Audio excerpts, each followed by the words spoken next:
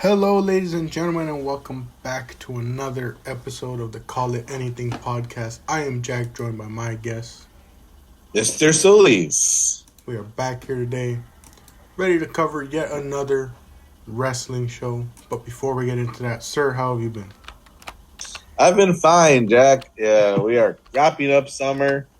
This one was a unique one, leaving one school and joining another. But the kids are coming on Tuesday, and the old classroom is slowly taking shape.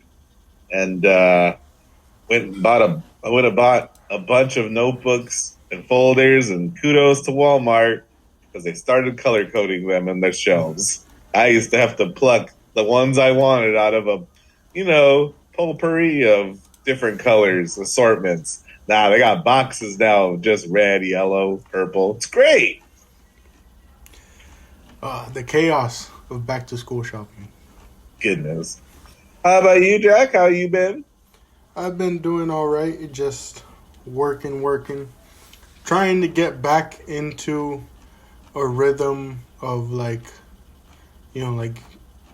doing things. Like it's weird. Like you would think I would be wanting to like rest, but it's like on my days off, I'm still trying to figure out like stuff to do, basically. Mm. I think you had a recent visit that went really well. Oh yeah, two of my friends, one who's appeared on the podcast before, Oscar, and my other friend Diego came to visit me for around like 4 days, basically, and we had a Cool. good old time. The two of them were even heavily considering potentially moving out here in the future. Wow, they were that impressed with the space, huh? Yep, they were that impressed, and I was like, it starts with one. Hmm. One thing, I don't know why. It doesn't even matter how hard I try. Keep that in mind. Design is trying to explain how yeah. But yeah, as far as everything else, no other big updates. I don't. Wait, did it? Oh no, I hadn't seen it when we did our All Out thing because I was planning to see it that day, but All Out ran long, and it took a while for us to go see it. But I also finally saw Superman. And did you make a video about it? I did. It wasn't like fully like a video in the sense of like like specific points and all that. It was more like a podcast episode, like how we probably would have done back in Tajima if we had all seen it and done an episode on it. Like it was more like that, just kind of giving my thoughts on it. Right on. I seen it on the feed. I definitely want to hear that after seeing the movie for myself. But that's a movie I haven't seen. But I saw the Fantastic Four with my niece and nephew. Hmm. Yeah, we saw that one too when Oscar and Diego came over. That one definitely felt like it was way shorter. Like I was kind of shocked by its like less than. I mean, it was only like 5 minutes less than the 2 hour mark, but still, I was like, wow, it's like not even like a bit past 2 hours. You know? Yeah. I've heard similar critiques of it that it would have benefited from, maybe about 20 more minutes. Things felt kind of rushed at the end. Yeah, I definitely saw a lot of that leading up to it too. But overall, I thought it was all right. I Right thought it on. was a fun experience. Would you say Superman was better? Oh yeah, I enjoyed Superman a lot. I was very happy with the way Superman went, and the way a lot of the characters were portrayed. And I was just like, wow! Like by the end of it, I was like, it's funny when that whole like Gunn being appointed as basically like the overseer of the new DCU, and they were like announcing all the plans they had, and even now when they like announce like plans that they have, it's just like I feel like this childlike excitement for it all because I'm just like, man, it feels like things are in like not the right hands, but but like it feels like there's a lot of thought going into this that you haven't really seen with a lot of different comic book mediums in recent years, especially. I hear you. That's awesome to hear.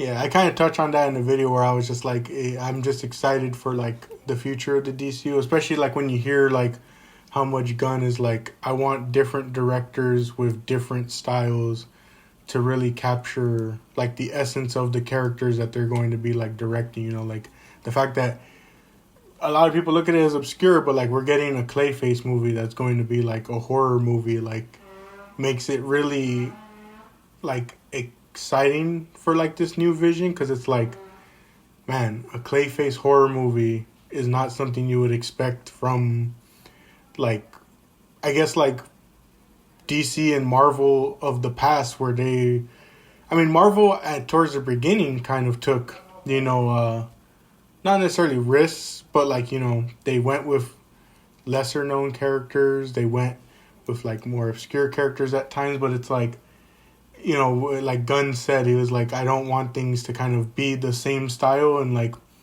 a movie like Clayface is hopefully going to demonstrate that, where it's like it's not really going to be what you expect from the superhero genre in the sense that like it's not going to be like the movies we've seen of the past.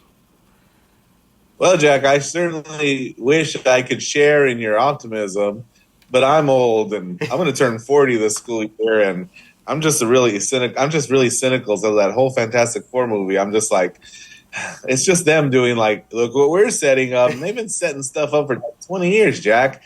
And like hearing you describe your enthusiasm for James Gunn's like promises, it reminds me to ask you: have you seen WWE Unreal on Netflix?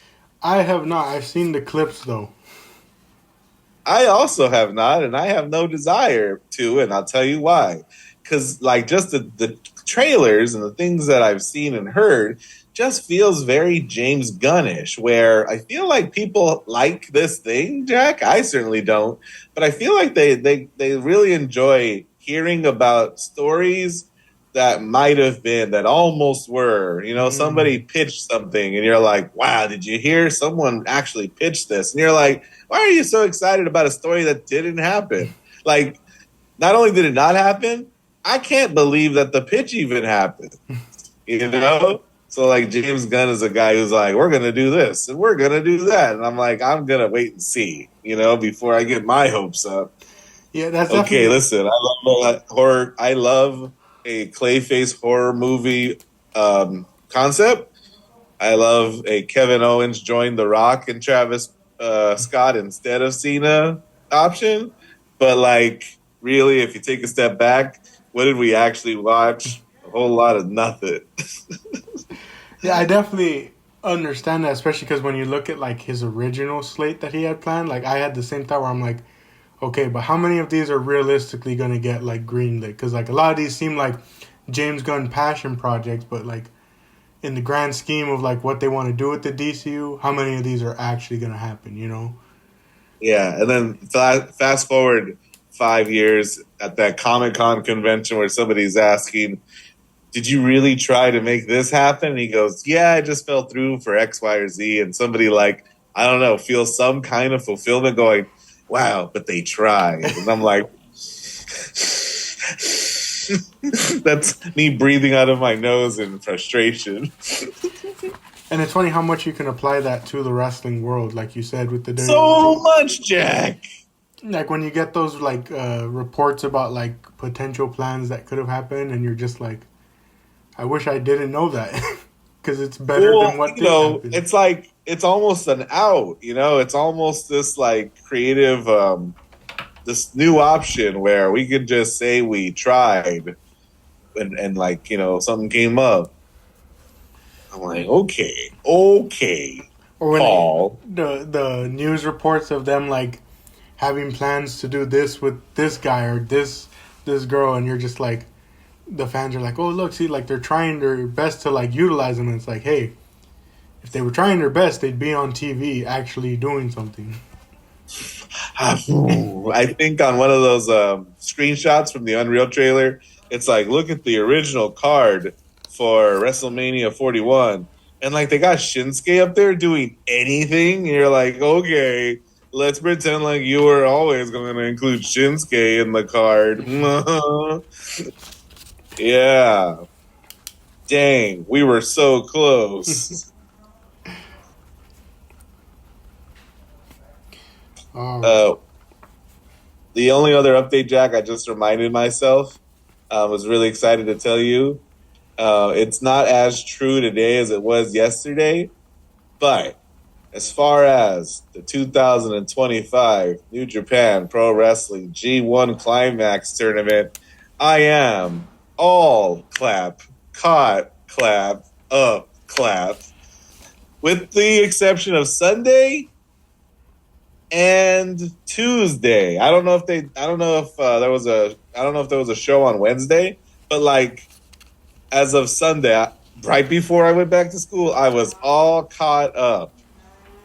I've watched every single day, but I'm not watching every match, Jack, because I don't give a gosh darn about uh, Uramura or Shota Umino or Ryohei Oiwa. None of them. I'm not watching unless they're fighting Sonata or Evil or Taichi. I don't want none. I've been watching those guys' matches, and I was gonna say it's been nice, but like they're all behind on points, with the exception of Evil. Evil's had a pretty good tournament so far.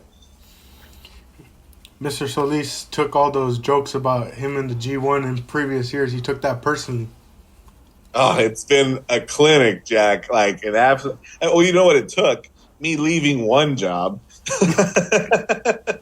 and having as much time to myself as you have for the last couple of weeks.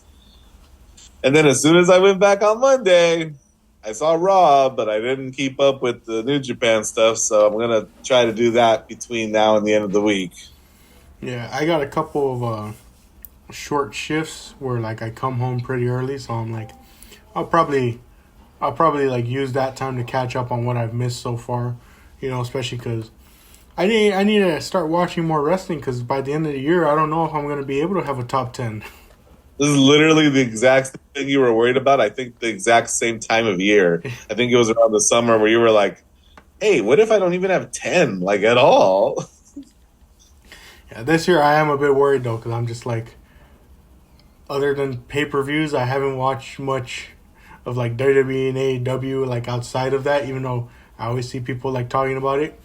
And then like I think back to like some of the other promotions and I'm like, every month I get my bank statement and I see the charge every month for like the Wrestle Universe subscription that I have, and I'm like, I need to watch those promotions that I'm subscribed for a reason for. Did you hear about the big WWE news? Oh yeah, got some thoughts on that we can definitely talk about towards the end because that could be an episode in its own. That reminds me of when the Peacock deal first got inked and we talked about it on the podcast. Yeah, you sure did. Yeah, and I certainly thought of you right away when I heard what they said. Yeah, but that's definitely a good talking point there. Hold on, I just wanted to see something. Oh, okay. But I guess let's just get right into it, sir, because we have 2 nights of SummerSlam to cover. Woo! 2 nights. Now, the benefit that I saw someone mentioning, and again, I think it also came as a result of like one of those news reports being like, oh, like the upper brass of WWE said this and this about it. Like, they were like, oh, with 2 nights, they're able to like, utilize more talent. And it's like, I just kind of laugh at that because I'm like, so you're telling me you can't find a middle ground between 5-match cards and the over-bloated cards that we used to get in the past? Like, we can't find a balance there? Yeah. I don't know how long it takes to fill a stadium from the jump, but like a 3-hour pre-show and we're struggling here, like, I don't know. I feel like this is more possible than you think. Yeah. But we start off with night 1 on Saturday. Night 1, it opened up with, I'm trying to remember off the top of my head, I think it was Reigns and Jay versus Braun and Braun. You are correct. Opened up with that tag match. What are your thoughts on this one, sir? This is a very fun match. You know, like this is like literally Roman's second match of 2025, but I was impressed that like he really went out of his way to maybe have the one of the more memorable spots in the match, and there's a couple, and it's like he's kind of almost competing with the other three guys, going, "No, no, no, I'm gonna show you, like, you know, this is how you make a stadium worth of people, you know, excited about something."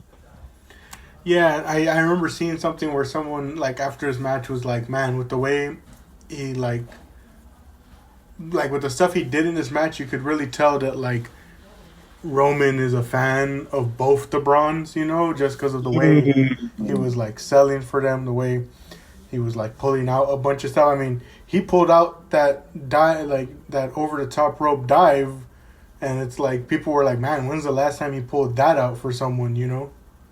When he dove over the top rope, Jack, like I saw him looking at them, like, you know, do that thing where he looks at the crowd as if, you know, to tell them what he was going to do with his body language. And I was thinking, Stone Cold never jumped over the top rope, right? I'm like, John Cena doesn't jump over the top rope. I'm comparing him to all the top guys. I went, Undertaker never. Yes, he did. Yes, he did. There's a precedent, and I'm being rude. You do you, Roman. Yeah. There was also that spot where they started they didn't like start the match because obviously the bell didn't ring, but like before the match starts, they like have this big old brawl segment, and the bell finally rings, and then Jey Uso's like, "Play my music." Yeah, I like that. I like that, and I hope that like it's one of those things that you're like, I would be like, I hope you can do that in the game. I hope like you know during a match you can like as a taunt have your music play again. I saw people upset about that. Like I saw reactions that were like, "This is stupid. This is awful." I'm like, I don't know, man. That gives Jay something unique. It's silly. It's absurd. It ticks all my boxes. Yeah, I thought it was a pretty funny like way to open the match, you know, and especially like in character with Jey Uso. And you know what? Like, I thought it was very clever that when he's doing his mid-match eats, the Bronze pull Roman out of the ring by his feet, and Jay jumps on them from the top rope, which he was already standing on because he was yeeting. Like it was one of those things where we didn't have to complicate it. Like we didn't have to set anything up. They were right where they needed to be by design. Yeah, I really enjoyed the way they set that up as well. Um, there was a spot with both the Bronze. I'm trying to remember. I'm trying to remember if it involved the announce table or not, Hmm. or it might have I'm been trying. in that area. I think was it here? Roman, Bronson Reed jumped off. Did he jump off the top rope to the outside? I think he did. I'm like, my man, you just got better from doing something similar off the War Games cage. Like, you don't have to do this. Yeah, that was pretty crazy. And then Yeah, he definitely jumped to the outside in a way that was like, look at how hard I am. And I'm like, my man, stop. Stop. and then we talk about like the comedy of Jay, doing his stuff as the match is happening. I found it funny when Bronson Reed took Roman's shoes and like wore Yeah. them. I thought that was Yeah. pretty funny. He's the tribal thief. And he's got his Shula Fala. It's pretty good. Like, it's so good. Like, I mean, so far, I've been more impressed with him than Breaker. I Yeah. feel like they're definitely trying. Like, it's so wild, Jack, that I'm waiting for the backlash. I'm waiting for people to react to Braun Breaker the way they reacted to every other person they try to force on us. Like, this is definitely one of those, you know? they're strapping a literal rocket to the guy with like the worst kind of duct tape, and he's standing next to Bronson Reed, who's like better in every way. Like he's a smoother talker, he's funny. The shoe thing, I know, is his idea entirely. You know, Yeah. but and what is Breaker doing? He's like doing a bad impression of 2009 Orton with his like ticks and his voices talk to me too or something. Yeah, I've been really impressed with Bronson Reed's work. You know, I'm glad he's getting the time to shine. You know, uh, it does suck that a lot of his momentum got cut underneath him last year. You remember when he was doing his work with Seth and all that? But I'm glad he's like picked it up this year. Um, and yeah, I'm just if even though it doesn't necessarily make the most sense, given the stuff with Seth last year for him to be in this group, I'm just glad it's given him this platform to showcase his abilities. To the and he's taken that opportunity and just ran with it. Yeah, we didn't mention our predictions. We got to keep each other updated on how we're doing. I thought that the Bronze needed this win because they're a new team. It's a new faction. But no, the Bronze and I were surely defeated, especially after Roman pushed Jay out of the way, ate a Braun Breaker spear. But that only delayed the inevitable because I'm sure after like a Superman punch and a Uso splash on Bronson Reed, the Uso cousins, the OG bloodline, they win. Yeah, my dad and I both picked Reigns and Uso to win just because it's the bloodline. I'm gonna kayfabe this, Jack. I'm gonna pretend like I don't know what happened throughout the night. So I'm gonna be hyped and I'm gonna say, I'm gonna get you, Jack. My predictions, I'm gonna leave you on red. I'm gonna leave you in the dust. I'm gonna destroy you. I'm 0-1 now. Just you wait, Jack. There's a lot of matches across the next 2 nights. I'll show you. You'll see Stevie Richards. Oh man! After this match, we continued with yet another tag match. This time, the women's tag titles were on the line as Raquel and Roxanne defended against Alexa Bliss and Charlotte. Do you like their tag team, Jack? I forget what's like the phrase they've given themselves. Professional acquaintances. There was that one, and there was something else. Like I forget what it was. Like the phrase that people were like using. Like it was like partners by necessity or something like that. Yeah, and then there was like some tagline of like we don't actually like each other or something like that. I forget what it was. I heard them say. It might have been a promo, but it's. The credit I'll give it is it's giving Charlotte something outside of the main title scenes, I saw this clip on Instagram. It's like their entrance. They're both standing in. I think it was maybe a singles match. Maybe Charlotte was gonna fight, and Alexa just came out with her. And then so the clip is Charlotte in the middle of the ring. She's got a robe. You see the lights, and Alexa standing right next to her. And then just sort of out of nowhere, Alexa, who was holding pom poms, just literally puts them like next to her shoulders and gives them a little shake, right? And Charlotte can't help but giggle at this like impromptu, just like ching, bling. And the caption was like, Alexa Bliss accomplished in one entrance with WWE couldn't do it in 10 years. Oh man. Yeah, like I don't know, it's giving Charlotte something to do, and as long as it's away from the 2 main titles, we're all right with it. What are your thoughts on the match itself, though, sir? I'm already feeling kind of funny because we went from one tag match to another, and I'm like, I can't help but think, gosh, I wish we put something in between these two because they both kind of have like that hot tag build up. We want Roman, we want Charlotte. It's like, want a little palate cleanser. And then, again, to our predictions, definitely rooting for Raquel. Well, you know what? Now that I think this out loud, Jack, Raquel and Roxanne, I was going to say they're the more established tag team. But I mean, how much more established are they than Alexa and Charlotte? Because they only just, became a thing a couple of weeks ago. Yeah, and part of me almost wants to say they maybe became that like around the same time that Charlotte and Alexa did, because they were all in that. Well, wasn't it like a fatal four way for the women's tag titles? Roxanne and Ra- Raquel were defending their championships in that four-way at Evolution. Oh, okay, yeah. So it's Yeah, so like, they were all in that match. I don't. I think that's maybe Alexa and Charlotte's first tag team match together. But it was Raquel and Roxanne's like second or third.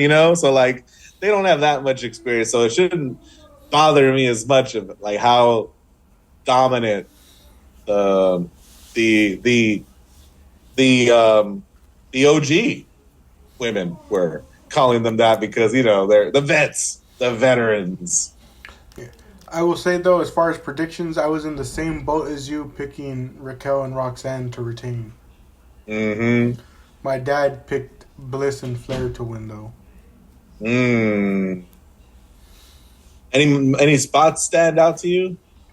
Um,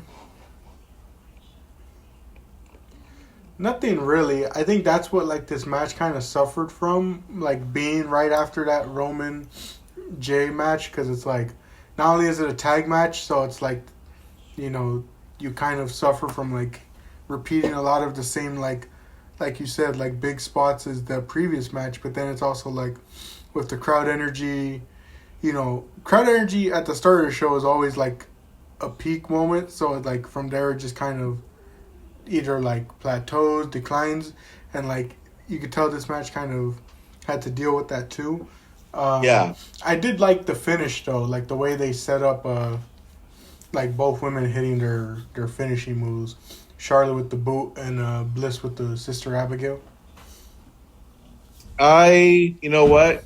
I could have done without. I 100% could have done without the Alexa accidentally hit Charlotte. Oh, I remember that spot. Yeah. You know what I mean? I think we would have had a even better match if we didn't do that, but we had to do that because we're the WWE. I mean, when the WWE is going to WWE, and how are they going to get along, Jack? Can they coexist? What was better? What was a harder moment, Jack? Alexa Bliss hitting Sister Abigail while Charlotte Flair threw a boot to Raquel, or Roman Reigns spearing somebody while Bray Wyatt was hitting Sister Abigail at somebody. I remember that moment. That moment reminded me of this moment, but it was like the Timu version of that moment. Uh, but new champions, Bliss and Charlotte walk out as tag champions. Mm-hmm.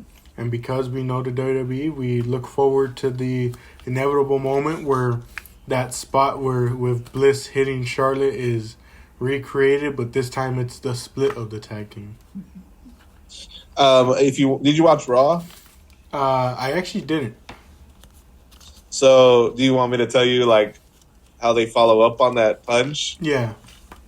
So they're in the ring. They're excited. They introduce themselves as like the tag team champions, and Charlotte literally just sort of goes, "We could have done it without you punching me, but whatever. It's okay. We won." And like it's not built upon, I think Alexa kind of laughs or rolls her eyes at the comments, but it's a very lighthearted group, and they were confronted by, they beat Raquel and Roxanne again, like the next night. To dispel any attempts at building the story here, she just goes, "Yeah, I wish you didn't punch me in the face, but I mean, okay." It's funny you mentioned that, like them defending again, because that's just like that's such a WWE thing to do. Is like, oh, we're gonna do like their first defense literally on the next Raw or SmackDown against the same Yeah. team. Yeah. But from there, we move on to our next match, singles match now. Karrion Kross versus Sami Zayn. So I'm 0-2, but I'm coming into this one, and I'm like, Karrion Kross, he's gonna beat Sami Zayn. This is gonna be the biggest victory of his career, and this is only the beginning for the devil we know. He's fighting the devils we don't. Yeah. My dad also picked Kross. I forget, like, what was the stipulation. I know if Zayn lost, he had to, like, tell Kross that he was right or something like that. Yeah. But I don't remember if there was anything in it for Sammy, like if he won. If he won, this was built on at Raw, literally the most recent Raw. If Sammy won, then Cross would have to admit he was wrong. Oh, okay. Which we should bring up later after we talk about the match. What were your thoughts on this one, sir? Because for me, it felt weird in the fact that, like, it didn't go long in a way. You know, like, it really felt like it didn't get enough time for, like, the story. It was a real it was a real Fantastic Four of a match, wasn't it? Yeah, there was definitely something missing. I felt pretty quickly that it seemed like a better match than their Crown Jewel match. I can't describe to you why I thought that, but I just got that feeling right away. Might have been like Cross was... I don't know. The move just felt better. Cross was in control earlier or for longer. I definitely had that thought in my mind, though. I'm like, oh, this is better than their match in June. And it reminds me of this thing I heard Raquel and Roxanne say, like in an interview. They said, gosh, I sure wish we did more house shows because some people need to get more reps in, you know? And I'm like, golly, why did we have to see the first time these guys fought on Crown Jewel? These guys should have fought each other a dozen times on that citrus circuit, you know? Or up and down the Carolinas or something. Like, that's what those shows are good for, right? Like the non-televised ones, like they're getting Cross versus Zayn until they get it right, then they put it on pay-per-view. Yeah, and especially because it lets them iron out certain spots, like figure out what works with the crowd, what doesn't. The crowd definitely likes Karrion Kross, you know. Yes, they do. But it's clear the bookers do not. I don't know what you're talking about, Jack.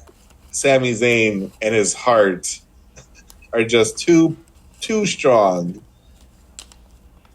He's given an opportunity by Scarlett Bordeaux to take the pipe and do what he feels is right, which is strike Karrion Kross with the pipe. Win nefariously. Show the world who you really are. And then that's exactly what he did, because he threw the pipe away and with one haluva kick beat Karrion Kross and me.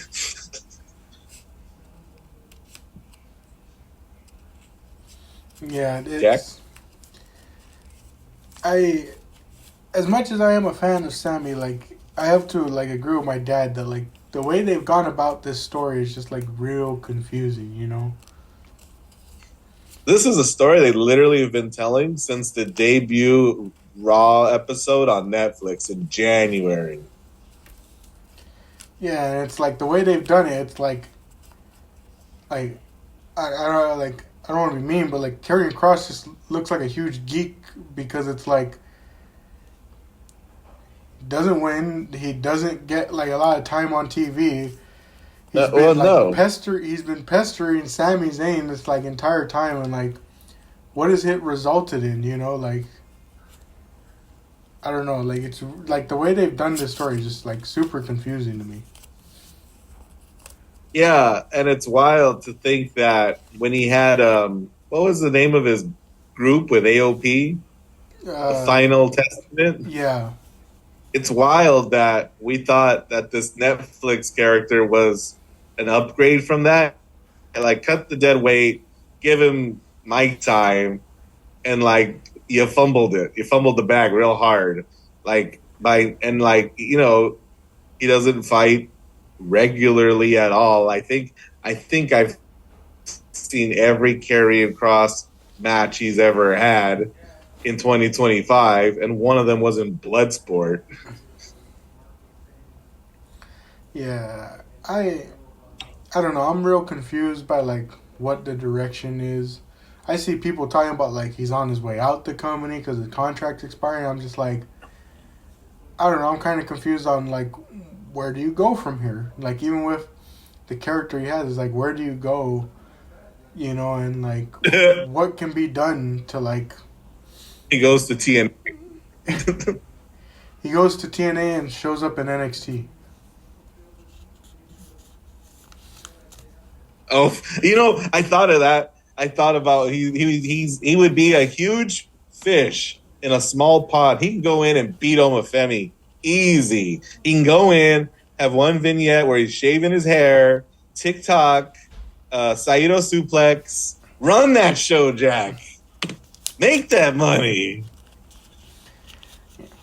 And it is funny that like that's like a lot of the direction nowadays compared to like back before when like wrestlers would be petitioning to go back to NXT and they would be like no Yes. because they knew it would be like better for them and they would just be like no, we don't want you I doing don't that. want to I don't want you to get hope. So we brought up before the match that the stipulation was that if Cross lost, he would have to admit he was wrong.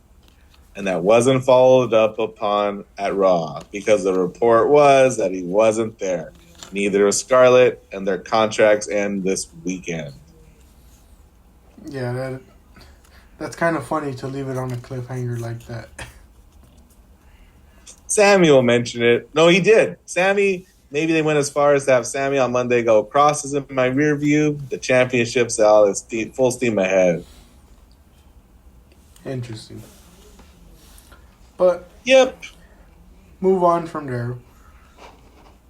Don't want to rub salt in the wound, but Mr. Solis is 0-3 to start this show. I'm only 1 for My 3.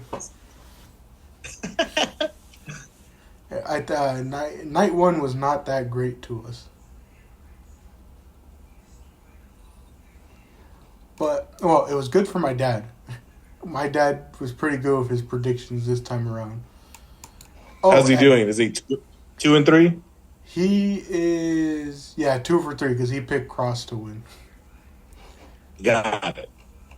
I'm 2 for 3. I forgot I picked Zayn to win this one. You're spoiling it. You know how it goes later. Oh, and for the listening audience, I forgot to mention that going into this show, because of Evolution, if they remember correctly, all of us were tied by the end of that show at 21. So this one is determining who takes the lead after this. And I thought like the G1. Really? I don't know if the first half of that tournament, the first 10 days of that tournament even matter because so many people are tied.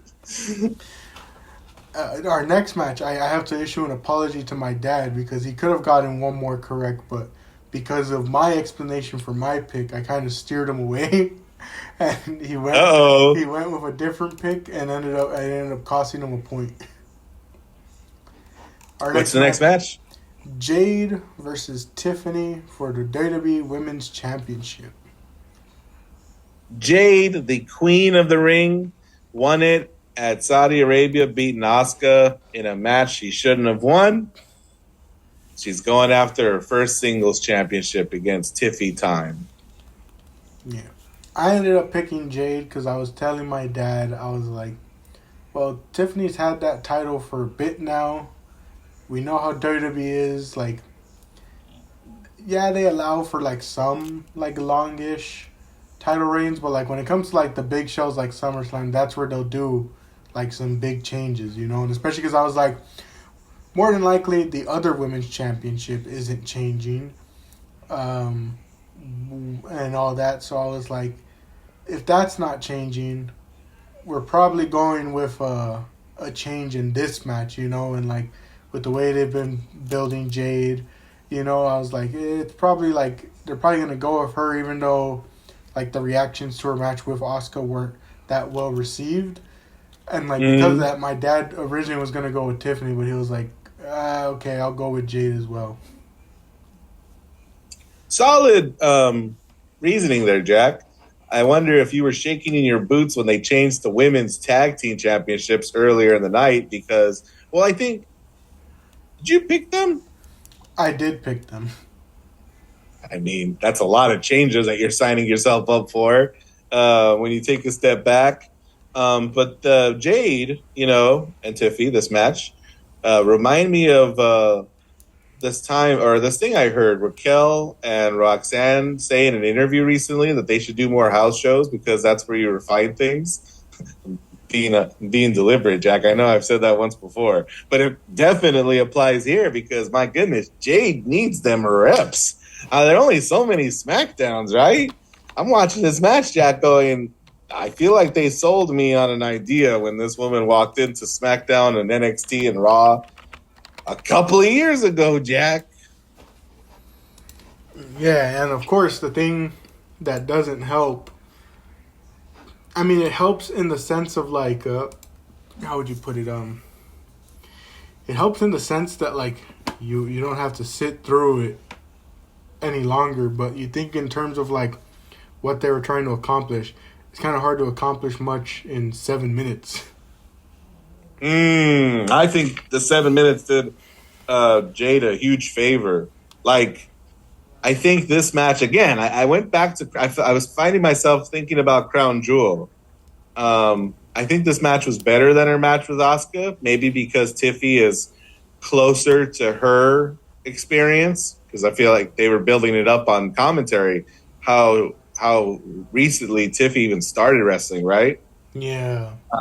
So like I think because they were closer to each other's like level, it would better. The Naomi match at Evolution was her far better match this summer because it was a no holds barred,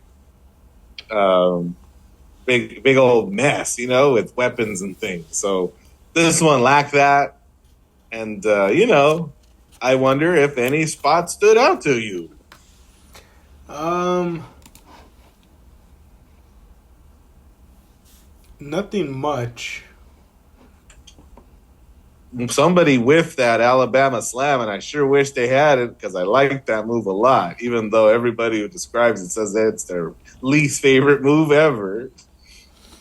Yeah, and I don't know, it just went by like that because again, it's like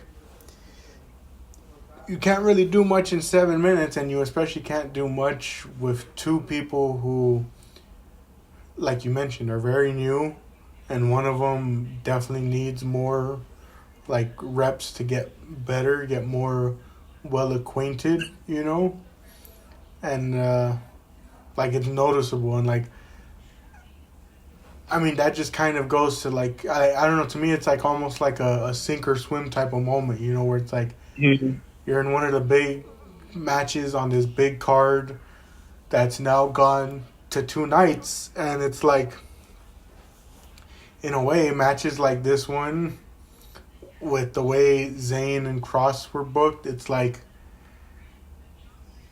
it's almost doing like a disservice to the fans who are like, we want more of these stories and competitors on the main shows, and like it's kind of doing a disservice to them because it's like, well, when it's performing like this and the stories aren't being told like properly, it's almost in a sense almost making it like, how would you say, like it's almost like it gives like WWE the reason to be like, see, this is why we only do like this many matches on the card, because when we try to give opportunities to these other matches, they don't perform well, they're not well received. Like almost like they use it as like a cop out, and it's like, well, one of the matches, if you had just booked it a bit better, or at least like, like the whole build up to it wasn't like the way it was, it could have performed a Yeah. lot better. In this match, it's like this is more of a statement on like the training than it is like the actual story and build up to it. It's interesting you should say that, Jack. I was listening to Devon Dudley talk on Chris Van Vliet. I'm not a big Chris Van Vliet fan, but when he's talking to the right person, I want to tune in, like Devon Dudley. And he said something that I thought about after. He's talking about the road agents that help him put out a match. Mm. And, I think you're especially critical of tag team wrestling and WWE's really inconsistent approach to acknowledging it or ignoring it, right? Mm-hmm. And I wonder if that has anything. Like, I don't know if it's a bias or if it's the case, Jack, that they don't have anybody at that agent level who know what they're doing with tag teams. Mm. Like, I forget who he said he was help. Who were help? He was help. I forget who was helping him. No, it was the fact that he was an agent. They signed him up to be an agent, so he's helping New Day and the Usos. And it's like, oh, if they don't have a Devon on staff, who's helping the tag teams make any sense of what they're doing? Yeah. Similarly, maybe when it comes to the women like Tiffany and Jade, I wonder who's helping them and whether they're the right people for that role. I don't know if he's still with them, but I know like the one who's gotten like the most praise from the women is Finley. Like I've Yeah, heard him get a lot of the praise, but I like wonder if he's still there or if, he's stepped away from that role, being, an older guy. yeah. So it's like I think of stuff like that. I'm like, and especially because like you hear the women like the reason why they like praise him so much is because of the way like he would advocate for them, and so like yeah, I think of that too, where it's like who's the voice that's in there that's like fighting for them, and like Mm-hmm. is it someone like prominent, or is it like no disrespect, but is it like just some like other agent that essentially to higher ups, especially more accomplished ones like let's say like Triple H, can just easily disregard because they can be like, well, you haven't you never accomplished as much as I did in the wrestling business, so how can I trust your word over more experienced, more accomplished people, like in that sense where it's like who's in their corner, who's vocalizing and fighting for them. Jade should have gone to NXT too. Jade could have been a big fish down there. Shorter shows. There's more focus. Lots of people she could just. You know what? AEW TNT Championship. Squash while she learns. Yeah. But Tiffany ends up retaining in this one. And I get my first point. Have you been watching the G1, Jack? I've been keeping up with it. I just need to watch a couple more matches from certain people that I have bookmarked. I want to make a joke, but I also don't want to spoil anything. But listen, 20 guys, round robin. There's going to be that guy who doesn't get his point until his like fifth match, Mm-hmm. Like Gabe Kidd got out. You know that, right? Yeah, he's out. Out with an injury. He's the second of two guys. I was like, I'm watching these guys, Jack. And they were digging into this guy so bad. They were like, this is his first 2 points that he's earned. Because he has 4, but 2 of them are from the Gabe Kidd match that didn't happen. So this is me. I got my point. Yes, so begins my comeback. Don't call it a comeback. Hey, and Jack talking about what you can't accomplish in 7 minutes. You know who can accomplish a lot? The late Hulk Hogan, who beat the Iron Sheik for his first WWF Championship at Madison Square Garden in 1984 in 5 minutes and 40 seconds. Man, how much that gets talked up, but you would have never guessed that match was only 5 minutes. Yeah, I like for how much that match is talked up, you never would guess how bad it is. Oh, man. Moving forward, though, another tag match. Night one was heavy with the tag matches. Yes, they were. McIntyre and Logan Paul face off against Randy Orton and Jelly Roll. Jelly Roll. What are your thoughts on this one, sir? Up till now, Jack, I'm really looking back at that Roman and Jay match as the match of the night, and I'm waiting for it to be beat. This match is the match that comes the closest for the story that they tell. It's interesting, Jack. Like, we've seen so many tag matches. How does this one set itself apart from the rest? Especially since you think that it's going to be a big "We Want Jelly Roll" chant. No, Jelly Roll's got something to prove. He insists on starting the match against Drew McIntyre, and like, I'm already shook, Jack. I'm like, oh, we are hitting the ground running. Yeah, I was very interested to see like how this was going to turn out because I'm just like, man, like we've been getting a bunch of celebrities since like I don't know, like was it 2021 when it all started with Bad Bunny and all that? Like I think it was 2021 Yeah, because that's when we got like Bad Bunny, and then Johnny Knoxville, and then Logan Paul started coming in. So yeah, it was around that time. So it's like you're just always like, all right, what end of the spectrum is this gonna be on? You know, like is this gonna be a Bad Bunny performance or is this gonna be uh, Travis Scott. Travis Scott performance? You know, um, he did all right. You know, based off of like first impression, he did all right to me. He was pretty good. Definitely, you know, did well for someone who first time doing this.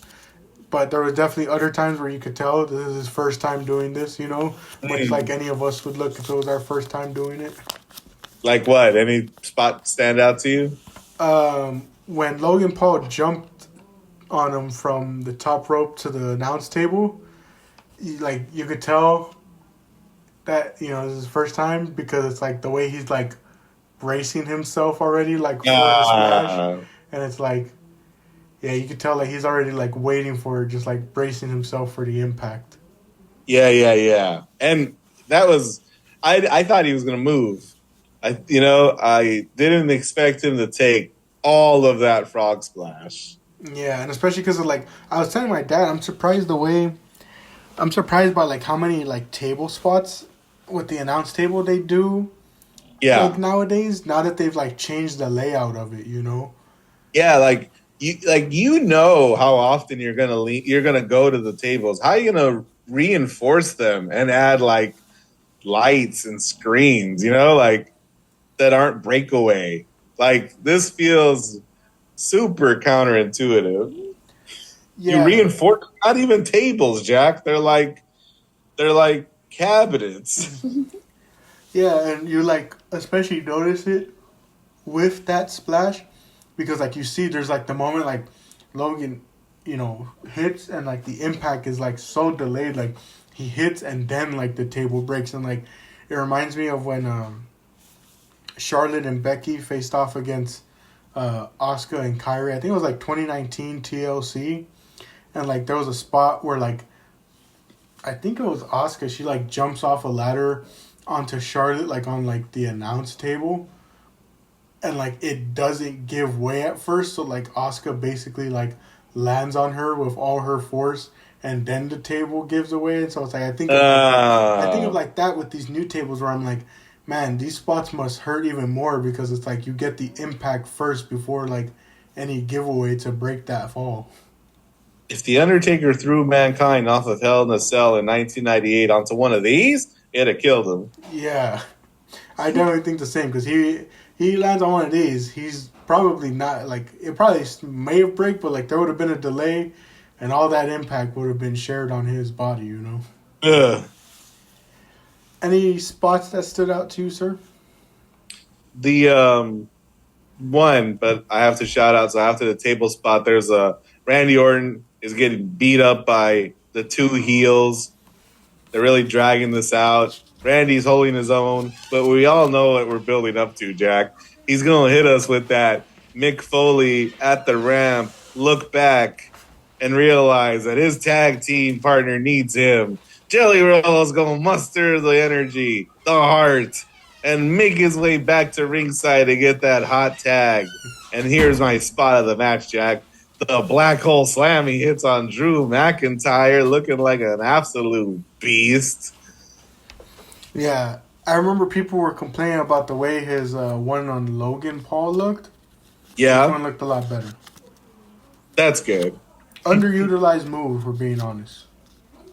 There are two people who have used it in the last month, but maybe you don't watch NXT and know who Jackson Troy is. No, I don't think I've heard of him. It's funny how once you know that his favorite wrestler growing up was Abyss, he ruined himself for you by telling you that. Because you're like, oh man, oh, you should have kept that to yourself because now I can't unsee it. And Solis just said, without saying it, a Jelly Roll hit a better black hole slam than you did.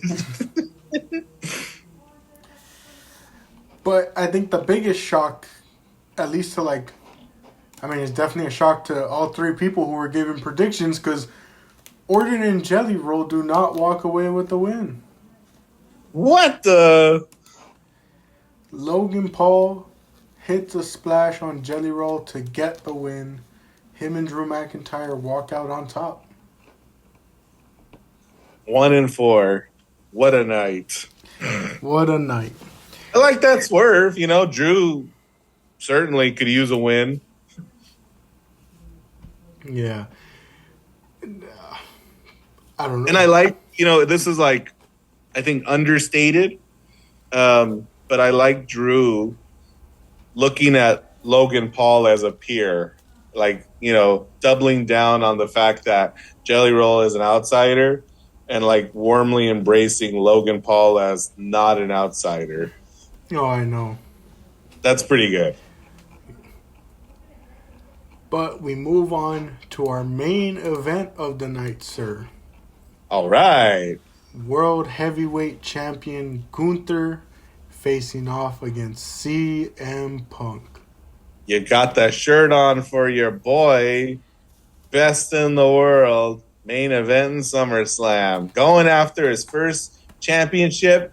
And I heard him tell somebody that he was looking forward to this match because it had been over a decade since he fought a match against somebody who didn't have a personal vendetta with him or a personal issue or a disagreement.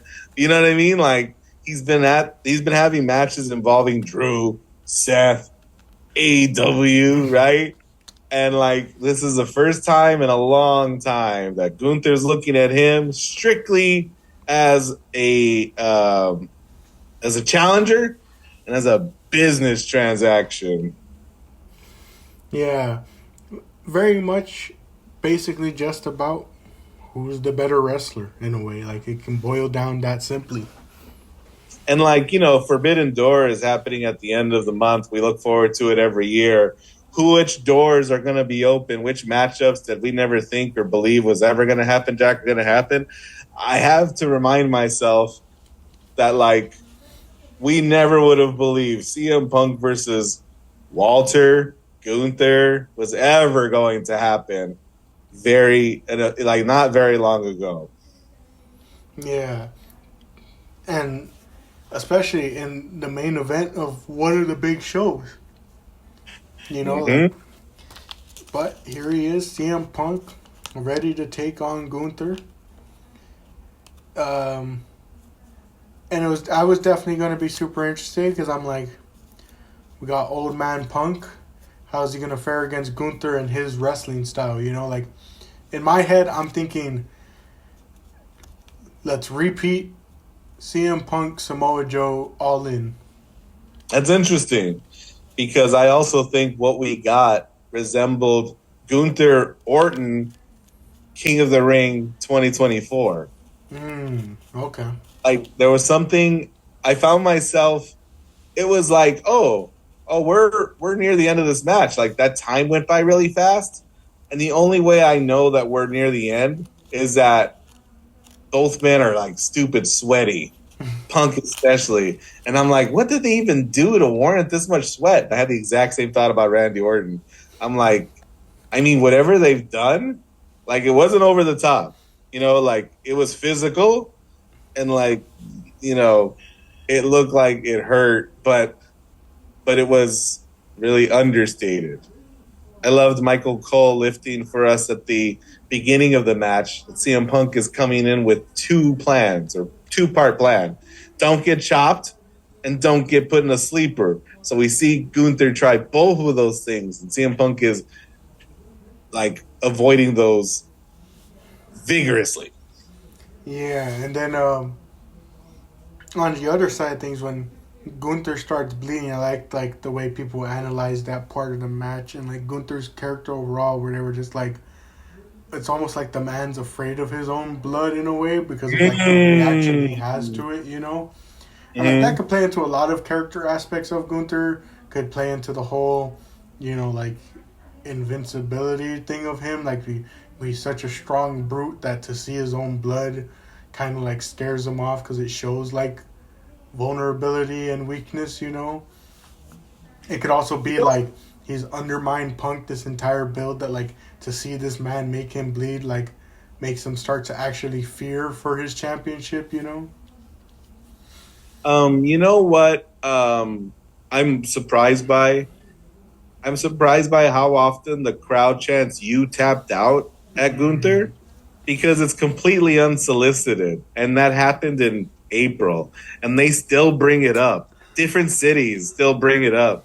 I think it's whatever. I think it's like credit to Gunther because like Jay doesn't bring it up when he should. Like the fans literally, I feel like take that responsibility to remind him that like he tapped out once, Jack. Like and they still like levy that against him, you know? Yeah, yeah, it's crazy to see like how much the crowd brings it up, and it's like it's funny how like Gunther at times like doesn't acknowledge it, and so like, it makes you think like they don't want to like play into it in a way, where it's Mm, like it's not something that they want to like pay attention to in a way. yeah.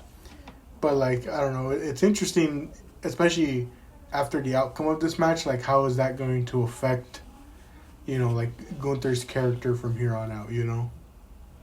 Yeah. So things are looking grim for old CM Punk and one thing leads to another and he hits a couple of vicious GTSs. One leaves Gunther standing and teetering. He's doing that big man thing. He isn't down yet. And it takes two to put him down for the 1, 2, 3. And in his first attempt, CM Punk beats Gunther, wins his first World Heavyweight Championship in WWE in a long old time. Long, long time indeed. CM Punk is a world champion again. Hit his music, hit the fireworks, hit the executive producer credit. We're going home, Jack. We got a long night. We got to catch an Uber outside of the MetLife Stadium. It's going to be a real wreck.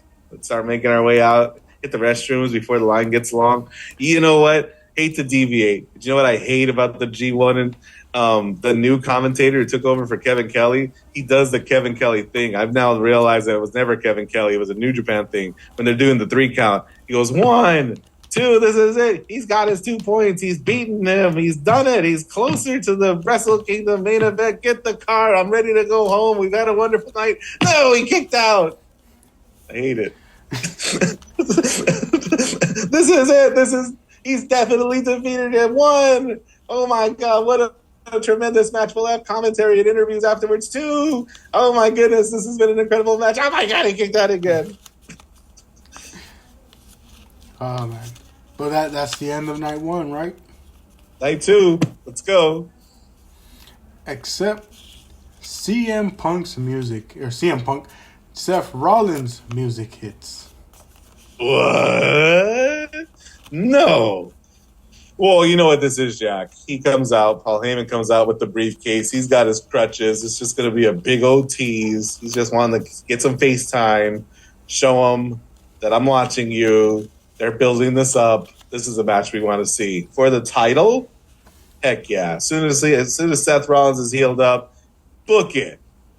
Right into my veins. Take my money. Who knows when that's going to be? What do you think, Jack? War Games in November? Rumble? Mania? WrestleMania. Mm. No, instead, Seth Rollins decides he's going to aura farm. He's going to throw his crutches away, slowly take off that boot to reveal he isn't even injured. Dun dun dun. I saw people online ask, why did Punk stay in the ring? Why didn't he just dip and run and do everything that New Japan commentator said he was going to do? And that's not his character. He's going to stay and he's going to fight. And especially he's going to fight Seth Rollins. Yeah. Seth comes down, beats him up, hits him with the briefcase, hits the stomp, and beats CM Punk for the World Heavyweight title. 10 years after shaking up the main event scene in a very similar fashion. Yeah, I saw a bunch of people saying that's for Jeff Hardy.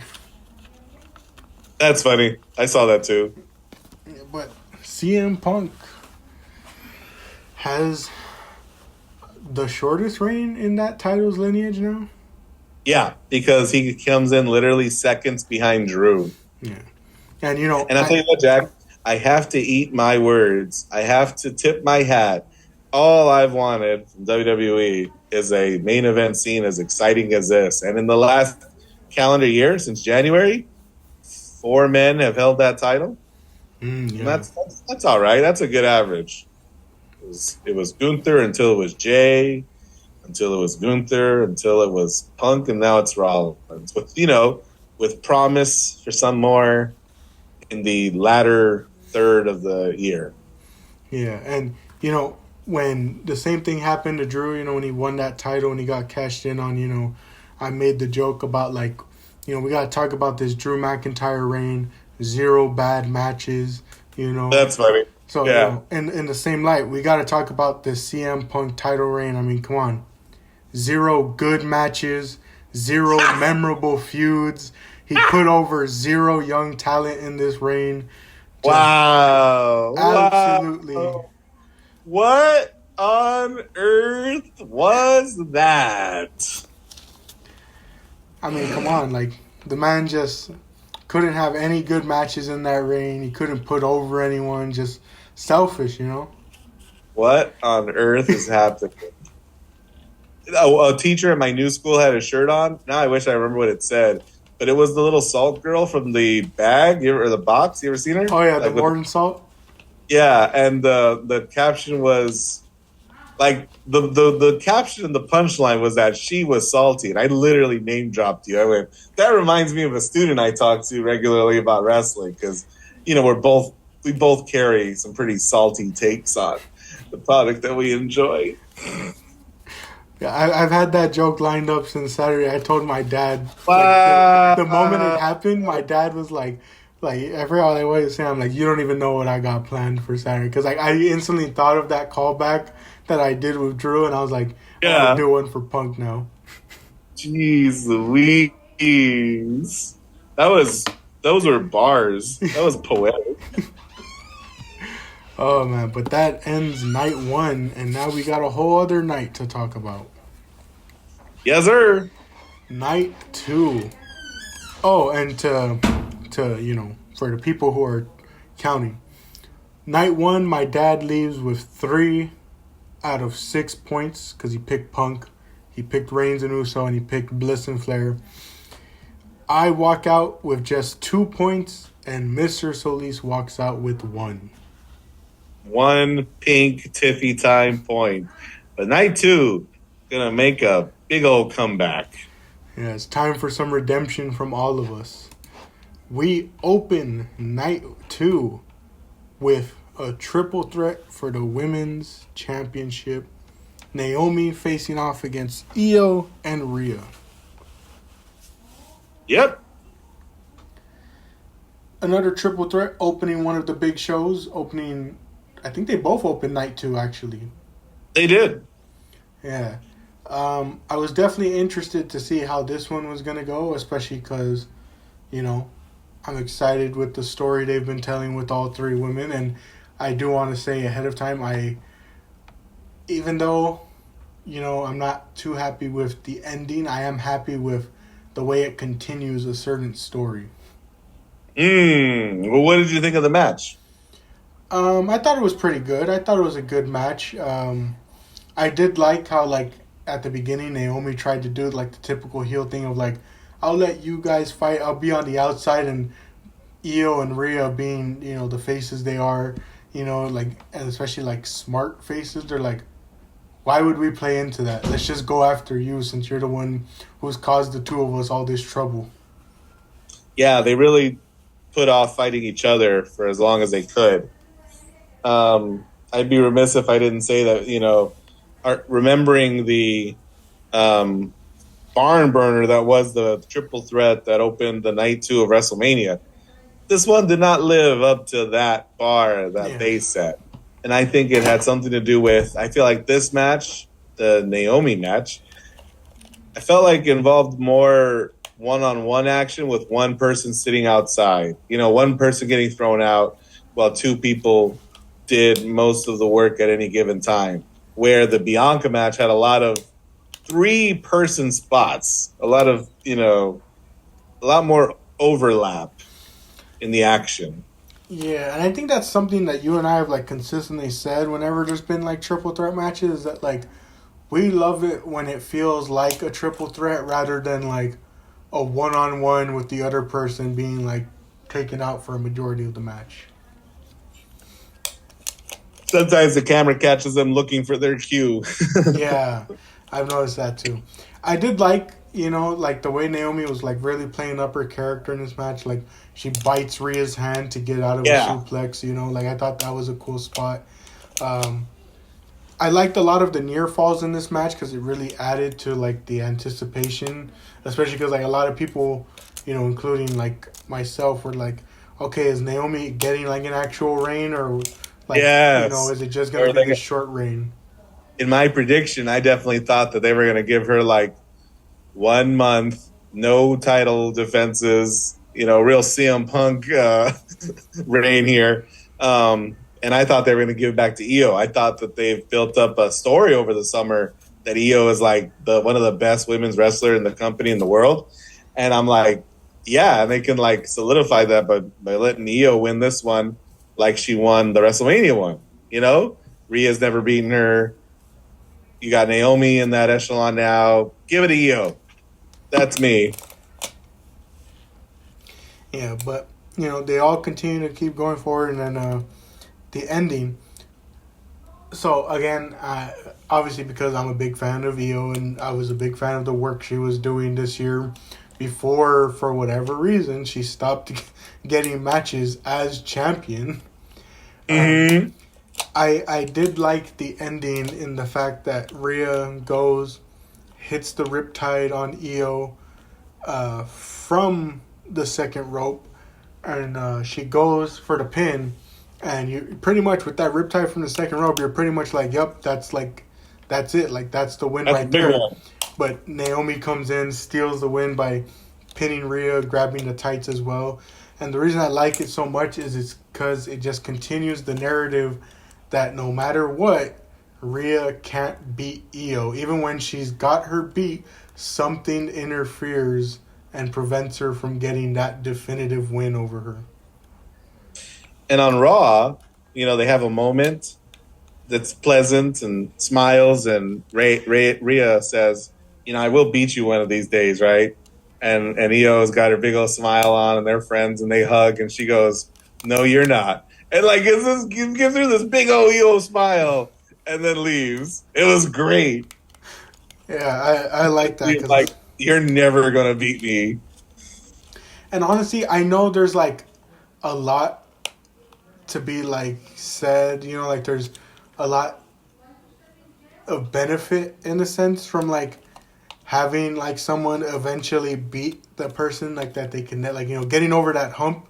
You know, like I get it. There's a lot to be told in stories like that, especially because it's like a lot of people will buy into that, like waiting for that eventual moment.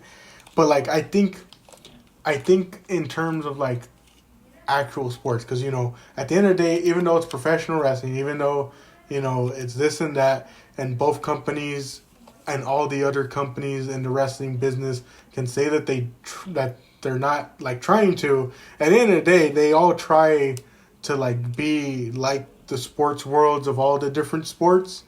And so when like I think of that, I think to all those different sports, and I'm like, yeah, there's a lot of story to be told, and like let's say Rhea finally getting that win over Io, but how many times have we seen in the sports world where there's just that one player, that one team that for whatever reason can't get over that hump with another player that they're like in a rivalry with, or another team that they're in a rivalry with, you know, and it's like there's so many players who it's like you think about, like especially like I think back to when Brady was, you know, dominating the NFL. It's like how many quarterbacks weren't able to say they got a victory over Tom Brady and the Patriots, you know, like after all the years that they were in the league competing with Brady, there's so many quarterbacks that were unable to say we got the best of him, you know. How about the Manning brothers, Eli and Peyton? Is it the case that one of them's beating the other? Like, is it the case that one of them's never beaten the other? I think Peyton has beat Brady like a couple of times, but yeah, Eli's the one who was like everyone always brings up that like he got Brady twice in the biggest moment of the sport, you know? So it's like I think it's like cooler when you think of stuff like that, and especially I think it would be really cool if you did like an alternate to that where it's like, yeah, Io's always beating Rhea, but there's someone that Io can't beat, you know? Mm-hmm. Like I remember someone did like a graphic for that, like with the NFL, where it was basically just like showing off like the food chain, basically, where it's like this quarterback always beats this quarterback, but he's always losing to this guy, who in turn is always losing to this guy. You know, like it was like a whole chain, basically showing like so many different quarterbacks and like basically what is their like win loss versus like I've seen a similar thing in baseball too, where like in interviews, like people will be interviewing like pitchers, and they'll always ask them like who is a or actually I've seen both where they interview like hitters and they interview pitchers, and they ask them like who was a hitter you always did really well against versus like who was a hitter that always got you even when you were throwing like your best stuff, and in turn they'll ask like hitters like who was a pitcher that you really did well against and who was a pitcher who for the life of you you just couldn't get a hit against, you know. And so it's like I think of that in the wrestling world, and I'm just like, I like this story that they've been doing with Io and Rhea, where it's like Rhea just can't get that win, and like a part of me is just like, I hope it continues because like it just makes it that much more compelling, you know. There's a similar story happening on like the B story of Io's inability to have a match finish with Stephanie Vaquer. They Oh, can't finish a match. They've tried it twice, and I'm really excited for when that like you know comes to some kind of conclusion. oh man. Now that I think about it, Stephanie's the next challenger for Naomi, right?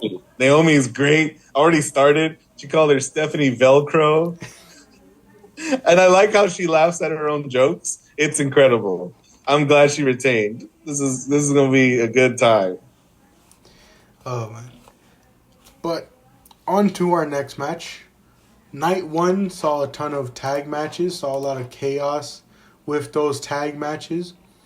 Night two says, let's just combine all of that into a single tag match because we have a 6-team TLC match for the WWE Tag Team Championships.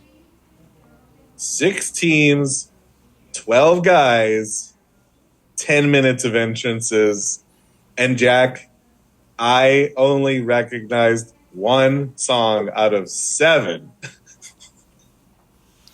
Yeah, and it's funny you mentioned the whole like entrances because this show gave me such a throwback to Mania 31, where everyone was like, you know how many of these entrances would have been improved if it wasn't daylight out, you know, like when the Wyatt Six come out to make their entrance, I'm like, you literally did what you did to Bray Wyatt at WrestleMania 31, where you give them this entrance that clearly was made for the nighttime. That was on the West Coast. We're on the East Coast, Jack. Like, what happened? Like, is this global warming that there was still so much sun at this part of the night? But hey, in addition to the 12 guys vying for the WWE Tag Team Championships, we also have 2 former Tag Team Champions two sets of champions at ringside.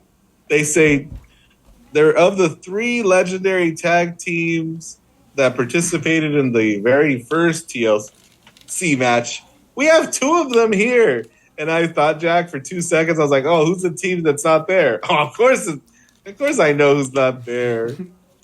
Your boys, Edge and Christian. You got the Dudleys and the Hardys. They're hyping up. Do you know what they're up to in October, Jack? I thought I heard some rumblings about Devon coming back for one final match. They are going to fight one more match.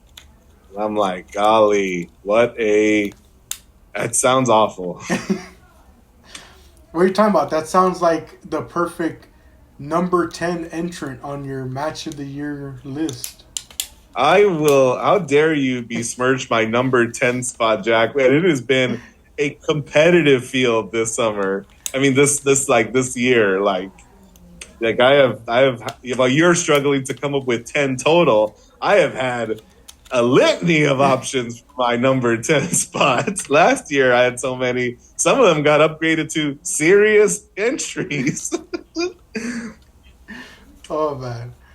But I just realized, never said the teams that were involved. We have the Wyatt Six defending their championships against Andrade and Rey Fenix, DIY, Fraxium, Motor City Machine Guns, and the Street Profits. Who'd you pick to win? I think I picked the Wyatt Six. I think all of us did. Because this right on. Mr. Solis had sent the match graphic, but this must have been like one that was added like at the last second on SmackDown, because this match comes up and I'm like, my dad's like, did we pick for this? I'm like, I don't remember this being on the card. So I immediately messaged Mr. Solis. I'm like, quick, what are your predictions for this match? What spots stand out to you? This is a spot fest. Yeah, I was going to say, what spots don't stand out at this point, because they went all out. You want to talk, we talked about earlier about like who's there advocating for the tag guys. These tag teams were just advocating for themselves to be included on the main pay-per-views at this point with the things they were doing. I'd be remiss if I didn't bring up that they have the Dudleys and the Hardys out there. Like, 6 teams, Jack, is too much. That's too many guys. I feel like in 2003, they were saying that 3 teams was too many. And they've done this with, like, Money in the Bank matches with 9 guys. Like, it's too many. Like, for this to mean anything to anybody. So, like, the Dudleys and the Hardys out there, like, I'm doing that thing I did earlier. I compared the women's triple threat to one we seen earlier this year. I compared Cross and Sammy to earlier this year. And, like, I'm watching this match, Jack, and this one doesn't crack no top 10 of table matches, TLC matches, but it does have some worthwhile moments. Yeah, it definitely had a ton of stuff that happened. There was a spot with, I'm trying to remember, I want to say there was a spot where, like, Montez just went, like, flying, and this match was really such, like, a throwback to me, if you want to say, because it's like, how long has it been since we've seen some of these tag teams like in this prominent position? I know that's ironic to say, given that the Street Profits were the tag championships before the tag champions before the Wyatt Six, but it's like, I just think about the fact, I'm like, man, I remember when we would see them all over pay-per-views and like the main shows back in, like, when we first started covering stuff on the podcast, like, they were the prominent tag team at the time. And, like, now it's, like, this really felt like, man, this is, like, I feel like the first time I'm seeing them, like, in a while doing prominent stuff. Like, the last time I can remember was when they were paired with Lashley at Mania 39. Like, that's the last time I can remember something. They did some pretty crazy stuff. Axiom put Angelo Dawkins through 2 tables with a Spanish fly to the outside. I remember that. Similar to the women's casino gauntlet at All In, we saw a bunch of people that weren't in the match get involved to give them some shine and time. We saw Candice LeRae, B-Fab, and Nikki Cross get involved to give them some time. Candice LeRae took not Candice Michelle, Michael Cole. That was a Evolution joke. Candice LeRae took the biggest bump in the world, falling off that giant ladder onto another ladder outside, showing AJ Francis how to do it. That was pretty vicious. I loved the Wyatt Six, the remaining members of the Wyatt Six jumping in. That's like, I hate that when somebody's a part of a faction or a team and they don't help win a ladder match. Come on now, right? Now they were out there. Hey, it's the Wyatt Six, but there's 5 of them. Who's the 6th one? I feel like really late to the party asking that now. Hold on. Gacy, Loomis. Rowan, Nikki, Bo. Oh yeah, there is no 6th member. Like, is it Bray and Spirit? Is it The Fiend? Is it Alexa? Yeah, that's interesting. I never thought of that. Neither is the WWE.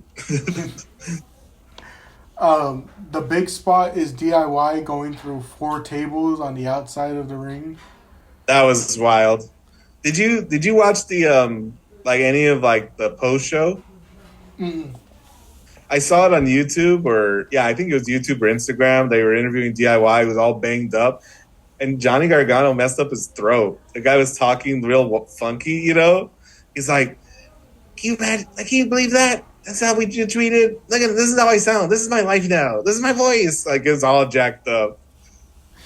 I saw like on Twitter because people were obviously making the joke like, "Did you have to sleep on the couch for Candace going through the ladder and you not helping?" Oh, and then he doesn't go and help her. Like, he's looking at her. It's his wife. Michael Cole's calling him out, and he goes, he waved at her, and now he's climbing the ladder. Yeah, on Twitter he was like, "For all those asking, I didn't sleep on the couch because we're sleeping in a hotel." That guy, he's good.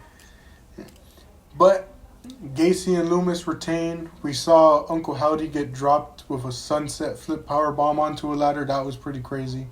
That was pretty crazy. How about the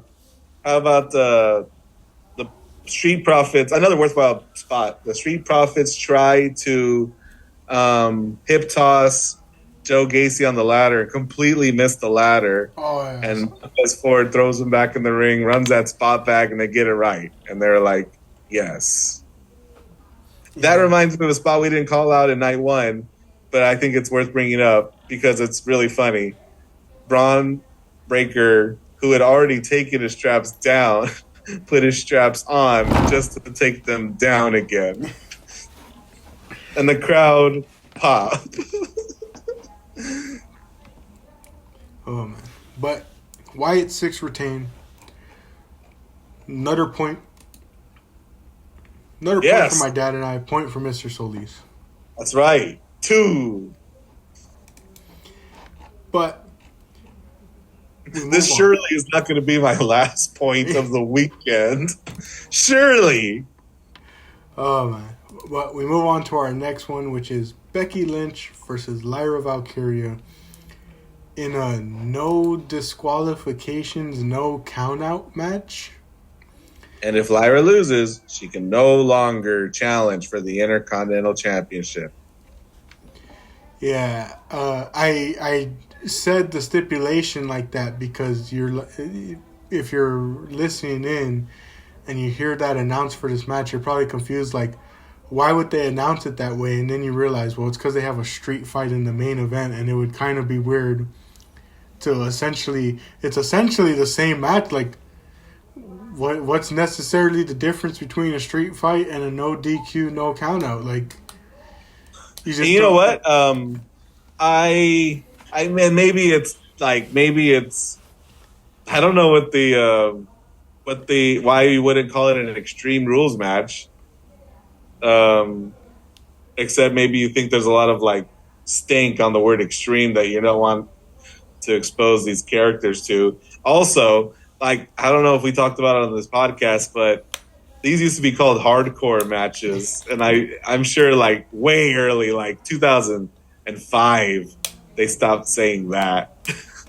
But in my mind, they're still hardcore matches.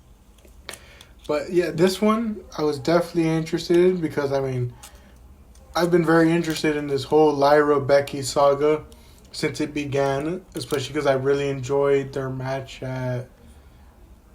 Oh man, which show was it? They had a triple threat at Evolution. Money in the Bank. It was one of four matches. Two of them were Money in the Bank matches, and then there was a Becky versus Lyra match. Backlash. That was the first one. Backlash? Yeah, that was the first time they had a match. Oh, you're right. Because that was after Mania when Becky returned. Yes. Yeah, so I really liked that one. I thought Money in the Bank one was alright, but I think I still like the Backlash one better. So, we're here with the trilogy. I'm thinking to myself, alright, let's see. And, it's progressed enough for this story to get an Extreme Rules match like this, because it's been two regular matches, a triple threat with Bailey, and now this one. So I'm definitely interested in it, and especially because I'm interested to see, are they going back with Lyra? Is Becky continuing as champion? And of course, like you were saying with the other matches, I'm comparing it to the Backlash one to see, does it get my vote over that one? Because I still look back to that match and I'm like, with how little I've seen this year, that may crack the top 10. You'll have to speak if there's any more to be said about this match, you'll have to say it because I fell asleep for this match. Not to say anything about Becky or Lyra.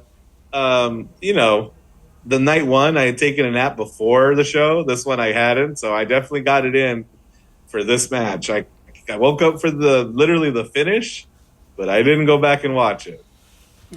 A part of me wants to rewatch it, but after my first watch, I couldn't help but feel the entire time I was watching, I was like, I don't know if this makes sense, but a part of me was some feuds and some wrestlers don't need certain stipulations. Not every feud that gets built up like this needs a big stipulation like this, because I almost couldn't help but feel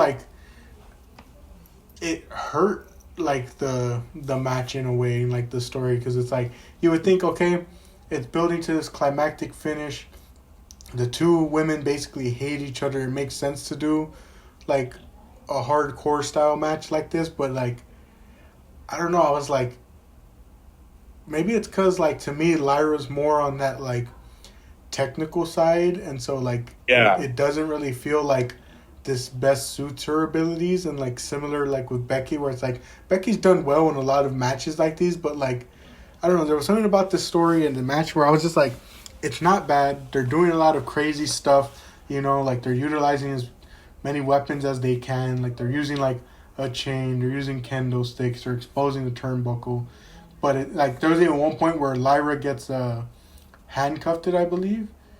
And, you see her starting to fight back despite being handcuffed, and I thought that was really cool to see, her hitting drop kicks and stuff. I think she even hit a moonsault with her hands handcuffed, and they talked about it on commentary where they're that's impressive to do given the fact that you don't have your hands to utilize for movement and momentum, But I don't know, a part of me really felt I still enjoy their first match because it felt more a proper display of their abilities in a way, I don't know if that makes sense. It felt the stipulation kind of took away from a lot of what this feud was about in a way, Because it felt it started with that first match where Lyra got the best of her for a majority of that match, and she walked out on top when a lot of people were thinking that she was going to walk out on top. And it really felt it was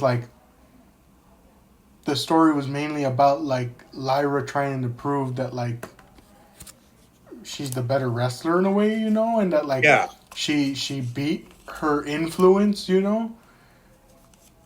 Yeah. And it kind of evolved into this whole again, the story kind of warranted the stipulation, but at the same time it also came off to me at times as it feels we're doing this for the sake of to have this big finish with this big match and this stipulation, but I don't know, it would have felt like I don't know what's the best way to explain it, but it feels like where the story started and where it ended, it changed so much in the middle that they don't quite match to me in a way, you know? Well, because maybe I wonder if you feel like a disconnect between the beginning and end of the story, because like Becky hasn't necessarily done enough to get like weapons used upon her, right? Like we're not talking about Becky broke into her house and like we're not talking about she slapped her fiance or blew up her car or these are all things that like we've seen in wrestling, Yeah. like it never reached that point where it's like that's it, give me a kendo stick, right? Like so we never raised the story to that level of physicality. And then I also wonder if your opinion of this match and the stipulation are impacted at all by the finish, because to my surprise, from my short nap, Becky wins. Yeah. Like, I wonder if all of this would have paid off for you and all of this was worth doing if Lyra won in the end.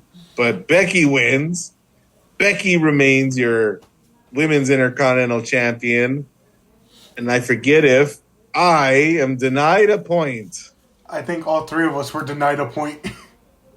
Yeah, all I three of was us. definitely denied a point.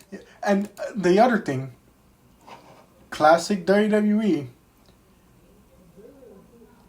this match is used to build towards the next pay per view or next big match and big feud for Becky rather than like being the solidifying end because Bailey gets Mm, involved. Bailey somewhat costs Lyra. And so it's like you kind of use this to platform to the next feud and big match for Becky's title reign. And it's like, I don't know. I feel like we could have finished off like because WWE is notorious for doing that. You know, like they'll they'll have like a DQ finish on pay per view to build towards the next match, and it's gonna be like the same match on the next card. You know, like they're notorious for doing that. You know, so like I guess that's like how you said, like that's my big issue of it, especially because like when Bailey got involved, it seemed like her and Lyra just started like beefing out of nowhere to me, and it's like I don't understand this. Like, where did their beef come from? You know, like why do yeah. the two of them As, not like each other? as somebody who's watched Raw every week since it came out on Netflix, I wish I could tell you, Jack, that I could explain the beef between Lyra and Bailey, but I can't. It's pretty forced. Yeah, And there's a moment in this match I was awake to see. Becky hands Bailey the kendo stick and yells, "Say Cross was right," and Bailey throws it away. Or I don't remember. I just know she doesn't turn heel. She doesn't join Becky. Um, I liked what happened on Raw, because Natalia gets all up in. Well, Becky tells off Nikki Bella in a way that was bars. It was like Jack burning CM Punk on his title reign levels of heat. And afterwards, Natalia gets all up in her face and goes, you let's do it. Let's do a match. And Becky goes, yeah, I got a match. I'll do a match next week. And she looks past Natalia at Maxine Dupree and goes, with you. I just like that big bully energy, She wants to fight Maxine, because she's a big old bully. I will say this, and again, it didn't happen on Raw, so like we'll have to wait and see. But like I liked what someone said where they were like, the payoff to Lyra not winning is that hopefully she gets elevated to that main event scene. Because if there's one thing her IC title reign proved, and this feud with Becky proved, is like she's ready for that in a sense. Because like, I mean, you and I both said it during like this feud. Like she really showed like those flashes of like improvement where we were like, well, wait a second, I wasn't necessarily interested at first, but like through little bits and pieces, I'm more interested than when we started this all. You know, like I definitely feel that impact. Where I'm like, I remember when Lyra was in NXT, and I was like, I don't really care about NXT, and I don't really know who you are, and I don't really like care too much. To where now I'm like, I'm very interested in her work solely because of this feud with like Becky and like that first match. And even though things get Yeah, confusing and muddy towards the end, I'm like, I'm at least excited to see a newer face in hopefully like the main event scene. of SmackDown. Like I want her to switch brands, and I want her to say what Naomi said when she switched brands, and I want her to say, "There's a lot of drama over there that I want to distance myself from," and I think she's an awesome challenger for Tiffany, who I don't think has a lot of challengers on SmackDown. And like, hell yeah, let's mix things up like that. Because when you say Lyra is ready for the main event scene on Raw, I'm like, it's actually pretty crowded up there, you know? Could Yeah. she go up against any one of the women? Yes. Would it be an interesting story? Yes, especially after this last round with Becky, where she kind of developed a personality, right? But where do you start? Like they're all busy. There's a lot going on out there, and there ain't no room for Lyra yet, I think.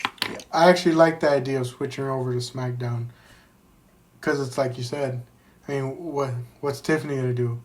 Another match with Nia Jax? Another match with Jade? Jade. You know, it's like definitely could use some shake up over there. And like I didn't even think about that because it's Mm-hmm. like you look at that main event scene on Raw. Naomi's the champion.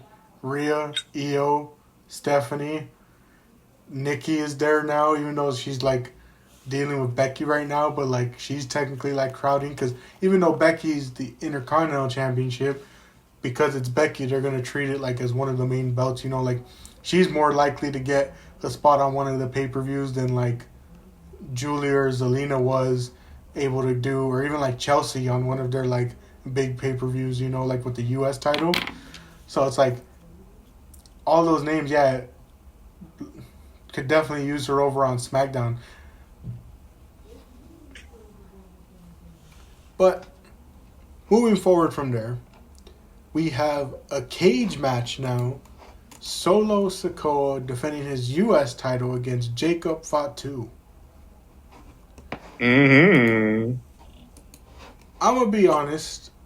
This really felt again kind of like let's throw a stipulation for the sake of a stipulation, except for the fact that like the story explanation for it is the bloodline's always interfering. Let's do something to prevent that.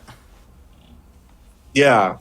Um, I like Jacob. I like Solo. And I'm trying to care about this match, but this is a real SmackDown match on SmackDown. I mean, on SummerSlam. My buddy I talked to, my high school buddy I still talk to, and we were talking about wrestling. He was telling me about his impressions of this match. He was telling me like what he came down to was it's hard to care about this match because it's for the U.S. title. He's like, and all of this for what, Philip? The U.S. title.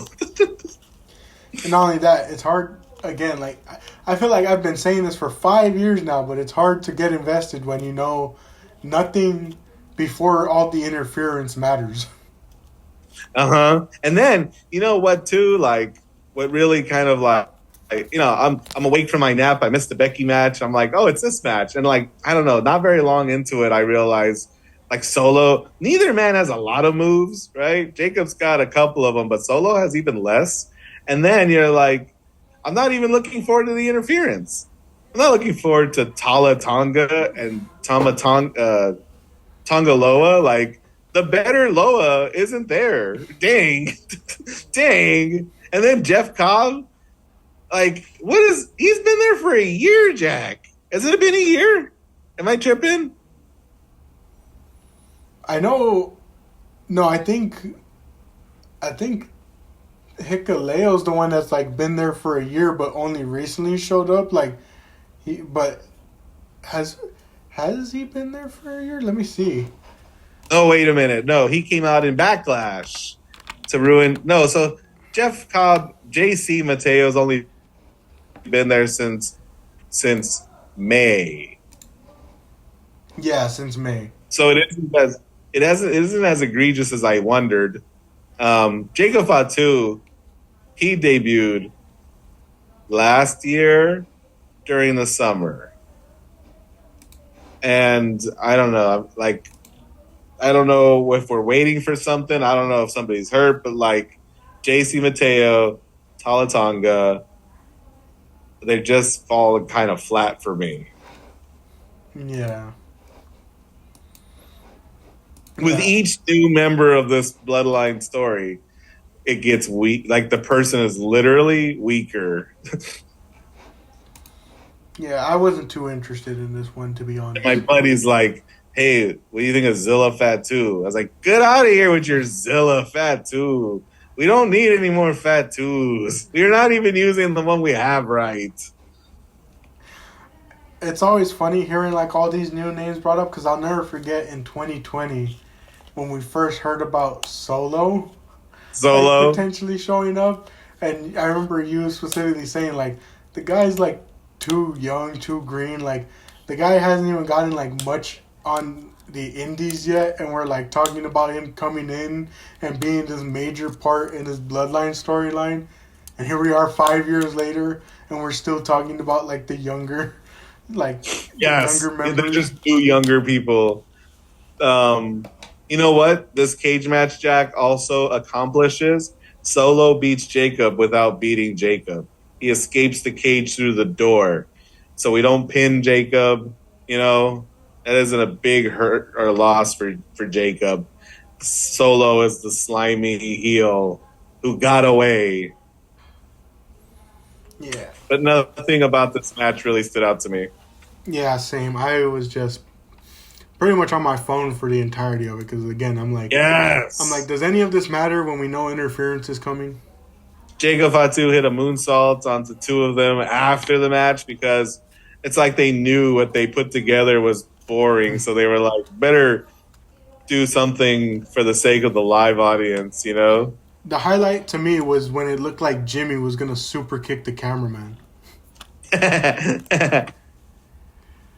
But we move on to our next match, penultimate match of the night. Dominic Mysterio defending his IC title against AJ Styles. AJ Styles comes out to the ring in a lowrider with the Styles Heat shirt and the Eddie trunks. And I'm reminded of all the bits on Raw. And this guy's been playing a master class of mind games with Dominic Mysterio. Yeah. It's funny how we were talking at like the beginning about like the James Gunn stuff, the WWE stuff with like all these like rumors, all these like things you hear rumblings. That's how I kind of feel about like Dominic Mysterio right now, where like you see all these reports of like they want to put the AAA title on him, they see him as like this big star and all that, and it's like, okay, but the way you've been like using him since Mania doesn't demonstrate that to us. Like, why are him and Styles only getting? Why are him and Styles getting less time than that cage match? You know, like, why is this the shortest match on the card from the whole night? Yeah, I 100% agree with you, but I did hear somebody like say, honestly, the WWE's involvement with AAA seemed to be benefiting AAA way more than their involvement with TNA. Like, can you imagine, Jack? They sent Dominic Mysterio, and that's like done a bunch of business for AAA. Like, it's kind of fun. Like AAA is thriving because of Dominic Mysterio and not even the right grande americano. Yeah, I'm definitely interested if it happens. You know, like, I'm cause gonna watch, and then you know what? They put it on YouTube for free on the 16th. I'm gonna watch. what are your thoughts on this one, though, sir? This is definitely match of the night so far. You know, um, it's a clinic with AJ for as long a time as they had. You know, I can't remember any specific. I just know that this is like, I don't know. This is oh, you know what? You know what I thought about this match, Jack? Like it reminded me of Tai Chi versus Uemura, which might be my favorite G1 match so far, and it was early. Tai Chi versus Yuya Uemura because it was an old guy just going to town on this young kid. And I'm like, yeah, Taichi, you show him. Because he had just gotten beaten by Tanahashi on night one. And I'm like, of course you're going to lose to Tanahashi on his road to retirement. But this next night, he's like, no. I'm winning this match by hell or high water. And I feel like AJ Styles really, threw Dominic Mysterio around in this match. And it was like, yeah, old people. Yeah, I definitely like that like story, especially because it's like it really like played into the build up where it's like AJ's just been dying to get his hands on him. Mm. But Dominic Mysterio proves to be a worthy adversary.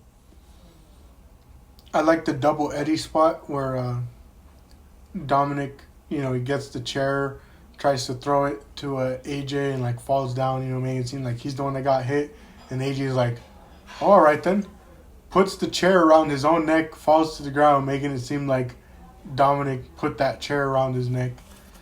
That was a good one. But Dom gets the win here, gets the frog splash. He used the distraction to get the frog splash set up, gets the win. And I kind of agree with you. I think this was the match I probably enjoyed the most. Like this and the tag match, because the tag match was just classic car wreck, bunch of spots. Easy to enjoy. So But like there was a method to the madness when it comes to those early TLC matches that we all took for granted. Like these are old guys who are still trying to tell a story through this new medium, which I think is completely lost with the younger guys, and it completely lost when you have a dozen people out there. oh yeah, definitely. But Dominic Mysterio wins, busting an old Eddie move by loosening his boot and it coming undone in AJ's hands in an attempt at a calf crusher. And it's built upon at Raw when AJ Styles approaches Dominic to say, hey, that was pretty clever. You got me. Hey, and AJ did that without hamming it up for the camera, Charlotte. AJ went out gracefully, had a post show interview with Kathy Kelly about it, and then in Raw, he goes, hey, that was pretty clever. You got me, kid. And he didn't have to sit there with his stupid grin, eating up all the camera time, making sure everyone saw him go, nah. Oh man. Oh, by the way, I just randomly remembered it because I was like looking through like my notes and I saw like this like tweet because I just remembered Naomi had her dad do her entrance with like the guitar. Yeah. And I forgot I wanted to mention just because it was such a funny thing on Twitter where she found out her dad took a picture with Io and Rhea. Yeah. And so she was just like, oh, hell no. Dad, proceed with caution. That's very funny. But She has a cool dad, even though he has bad choice in friends. but yeah, I just thought of that especially because of like bringing up the whole Dom taking influence from Eddie. Yeah. His biological father. But we move on to the main event of the night. Of the weekend. John Cena defending his undisputed WWE Championship against Cody Rhodes. And we get the real John Cena because I have never seen anything like that final promo on SmackDown where Cena was basically just like everything up until this point, like it was basically like his way of saying it without like saying it up front. Basically just being like, yeah, this whole turn kind of sucked. Let me just go back to what was working. I didn't see the whole promo, but I got the sense that like he kind of made it canon by saying that he wanted to steal the world title, take it home, because he didn't want anyone to forget about him after he left. Like it was a way of ensuring that everyone who remembered who he was after he left. Like it was a throwaway line in a throwaway promo, but I don't know. I liked it. Yeah, I kind of like that whole like essentially retconning of basically just being like, Yeah. yeah, Travis Scott and The Rock abandoned me, so like I'm just gonna like it's okay, guys. I was just being a little quirky, you know. Like I was just I just hadn't eaten anything yet. You know what they say. You're not you when you're hungry. Did he say that? Or are you just No, making no, that that's up? just me making like that's just me Yeah, yeah, basically yeah. But like what he summarizing. said is like at the same effectiveness level as your Snickers ad Snickers ad reference. You know what? You know what would have been perfect in the build up to this match. Like if they had done that Cena promo earlier, they could have done a Snickers commercial where it's like they show all of Cena's like recent heel run, Yeah. and then like he bites into a Snickers, and then going like with like the theory like my dad had brought up, like that he was saying people were talking about like if Bray was still alive, the whole stuff with the Firefly Funhouse.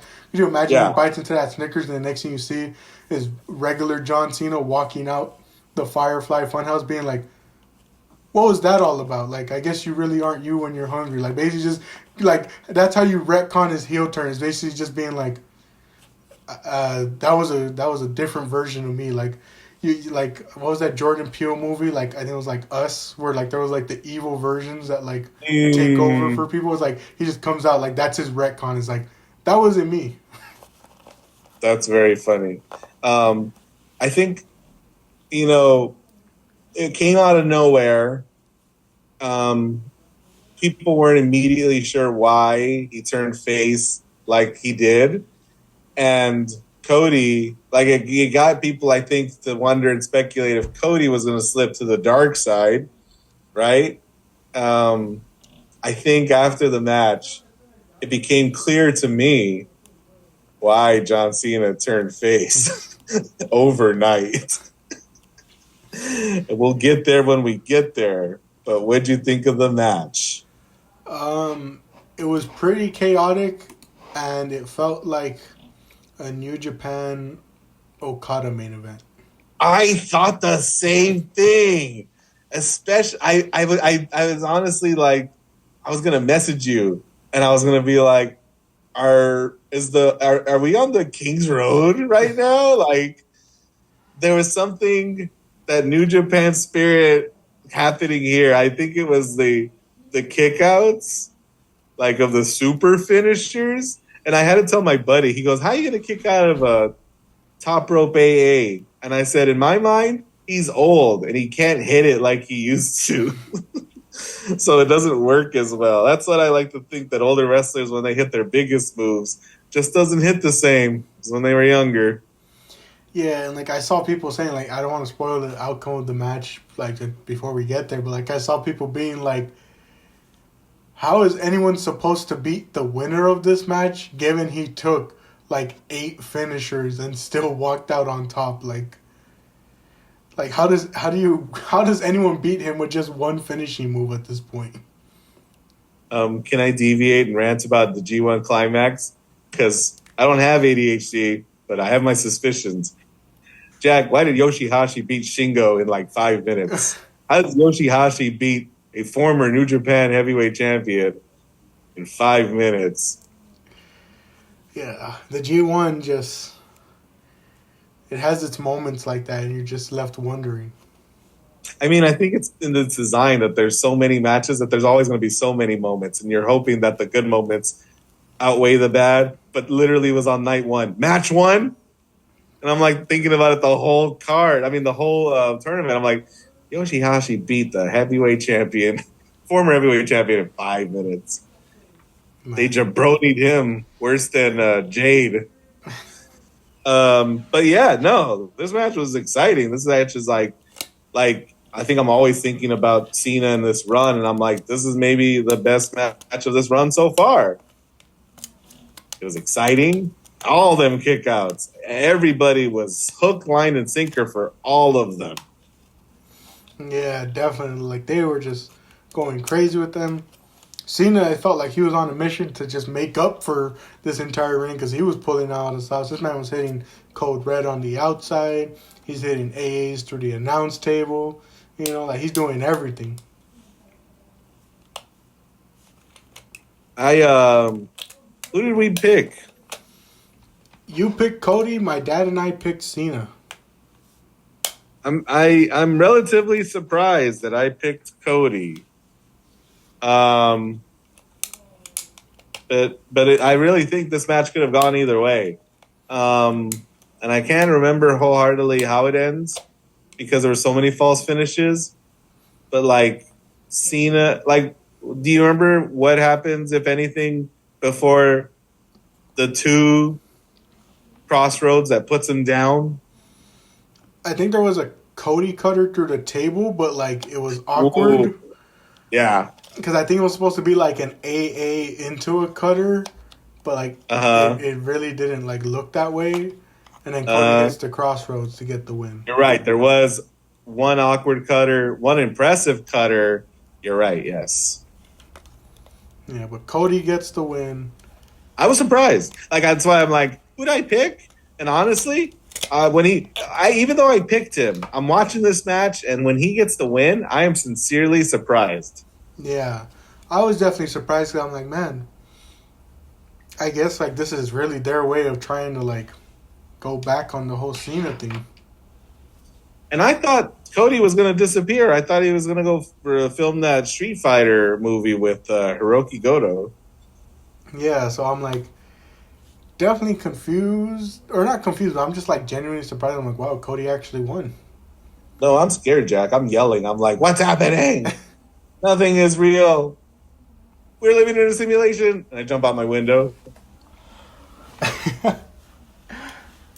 Oh man, I'm trying to see. There's something I want to do for. Well, you look for what you're looking for, and I'll just remind the listeners that after 2 nights and 12 matches, I'm leaving the weekend with 3 points. I guessed Tiffany was going to win. I guessed that. It's actually 4. Because remember, we didn't write down the Wyatt 6 one. I guess the Wyatt 6 and Cody, and that's it. No, I included the Wyatt 6 in my 3. Solo. Oh, I did say Solo was going to win. I left with 4 points. Acknowledge me. No, I'm feeling real worried about the standings after they're all tallied up. Yeah, because so you left out with 4. I lucked out a bit more, getting 6, because I picked Roman and Jay, Sammy, the Wyatt 6, Dominic, Solo, and Naomi. Yeah. But my dad walked out with 7 points because he picked Bliss and Flair. He gets the point for Punk because Punk did win that match. Jay and Roman, Wyatt 6, Dominic, Solo, and Naomi. And so that puts our standings post SummerSlam. Mr. Solis with 25, myself with 27, and my dad in the lead with 28. Wow. What a fall from grace. Reminiscent of that period of time where Okada dyed his hair red and came out with that balloon. I will have my comeback. Are you ready to do whatever you're going to do? Yeah, well, it has to do with what happens after this match. You mean the post-show? They're not doing press conferences anymore? Can't imagine why. I feel like Triple H never liked them. Like, he just did them because Tony Khan did them. And I'm like, I couldn't be more frustrated. I was like, you were never supposed to do these stupid things. You never liked them. He never entertained real questions with real answers. It was like, what if WWE Unreal were live and happening in front of you, lying to your face? I'm like, I'm glad they're gone. Again, I think I said it multiple times when we talked about press conferences for both companies. It's like you want to try and be like the other sports worlds, but you don't want to answer the hard questions that get directed towards the sports worlds. You don't want to answer the hard questions. You guys will ask. You guys will ask Io after like a big match if she wants to face. I forgot who they asked. I think they asked her if she wanted to face like Taylor Swift or something, and it's like, yeah, you'll make sure the media is asking you those questions and not the actual hard hitting questions that. What's your Waffle House order? But what happens after this match, Jack? We got that executive producer credit, Paul Levesque, Lee Fitting. Good night, everyone. Get home safe. We'll see you on Raw. I still have no clue who Lee Fitting is. Me neither. But, yep, all those end credits. This is John the end, Cena, right? waving. Your time is up. My time is now. Last SummerSlam as an active member of the roster. This is a heartfelt moment, Jack, where we're in the last season of his retirement tour. And some may say that it was a flop and a disappointment. I think history will look back a little differently. That really, the highlights were that high. We got to see him against Randy Orton one last time, CM Punk one last time. Sure, he had his bouts with Cody, but they were generational, Jack. The passing of a torch. A true passing of the torch happened tonight. I mean, I don't think there's anything else to do but to pack her up and head on home, just like that New Japan commentator keeps trying to do with every pinfall. Yep. I'll tell you who Lee Fitting is after the podcast. That sounds great. You won't believe what popped up the moment I searched him. It'll be hilarious to tell you after this, but yeah, that's the finish of the show, right, sir? That's it. What a wonderful 2 hours of talking with you, Jack. It's been great. Yep. Except, what's that noise? Dun dun dun dun dun dun dun dun dun dun. Brock Lesnar, of all people, is showing up at the end of SummerSlam to confront John Cena. His song is so good at that surprise. Like that sting, that guitar screech is so good. And every time he comes back and the camera's on the guy in the ring, no matter what they look like, it's always amazing. Yeah. But Brock Lesnar is back after like a 2-year absence. He's back in the company. He confronts John Cena, hits him with an F5, and everyone's just going crazy. I thought, Jack, you were pulling up his song. I was buying you time because I thought you were going to play it. Oh, no. So what I have here, I'll show you. It's a visual thing. The audience won't see it. I'll have to describe it to them. But if you ask me what this Brock Lesnar move is, and also the fact that they stopped doing the post-show press conferences, it's hitting this button a lot.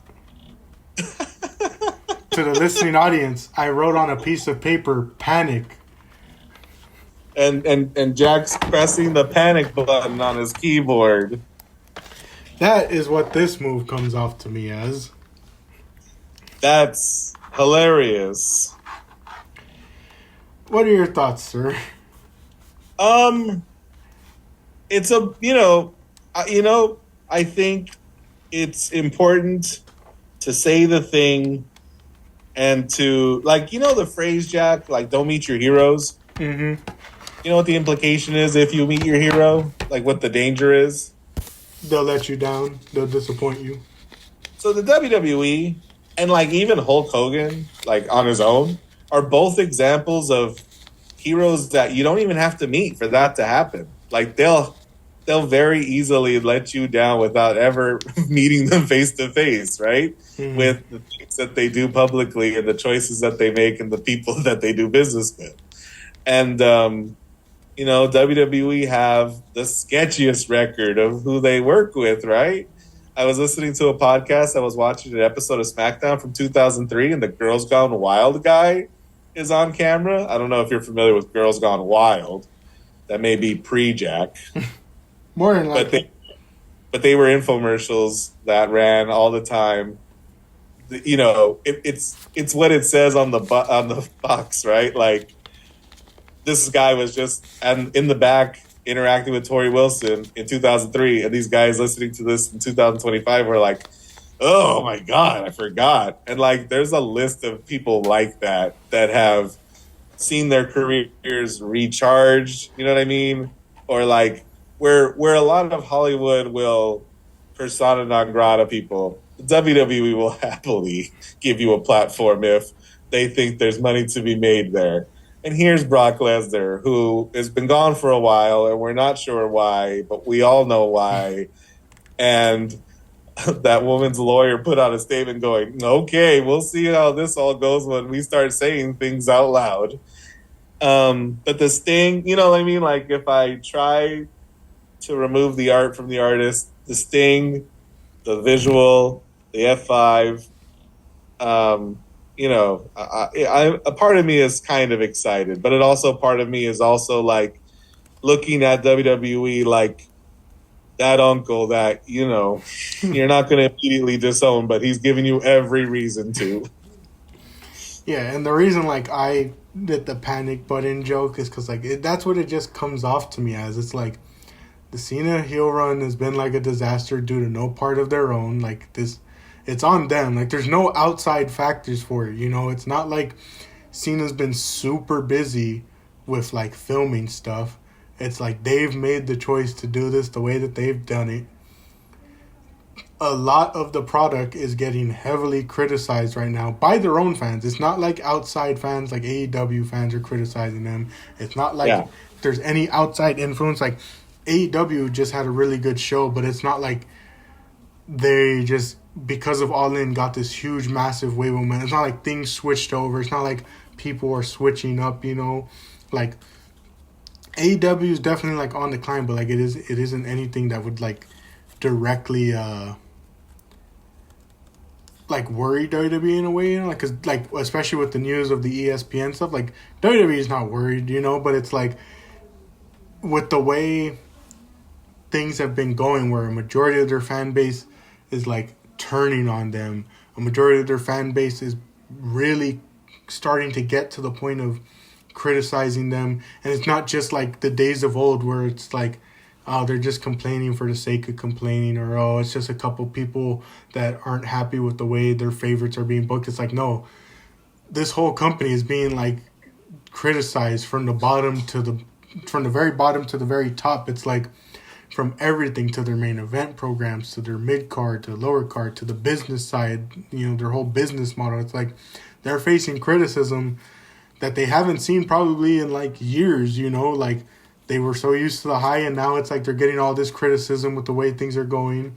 And it, like, to me, it just comes off as this panic move in the sense of like, we need something to distract them. We need something to get them back on our side, even if it's like temporary, like to shift this momentum. We need something big, you know, like people are complaining so much about everything from the prices to our booking to the way we're treating certain wrestlers in comparison to others to the way things have just been going since like Mania. And it's like it comes off as like that panic move of like, we need something, you know, like we need something to really distract from all that. We need something to really shift the tide. And so what do? They go for a move like this. You know what I think it is too? And it has to do with the press conferences. So the press conferences are gone.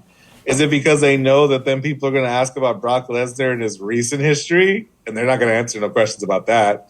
Also, Jack, I think Triple H hates when people are talking about the product like publicly. He hates that people pontificate, that they predict, that they spoil, right? I think he resents that people inside talk to people. There are wrestlers definitely like leaking this stuff, right? So I think he actually, on top of everything you said, I also think he really wanted to have a really sincere, bona fide, successful surprise. But like in the most what's like in the most drama. What's the word I'm looking for? He's real. He's a brat. You know what I mean? Like it's a surprise, but he wants to stand there and go, "Ha! I surprised you. You didn't know that." Because I know this because Big E on that post show goes, "No one was talking about Brock Lesnar."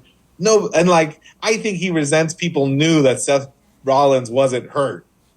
I think he heard that, and I think he got all stewing in his juices about shut up and just enjoy it. Stop trying to figure this out.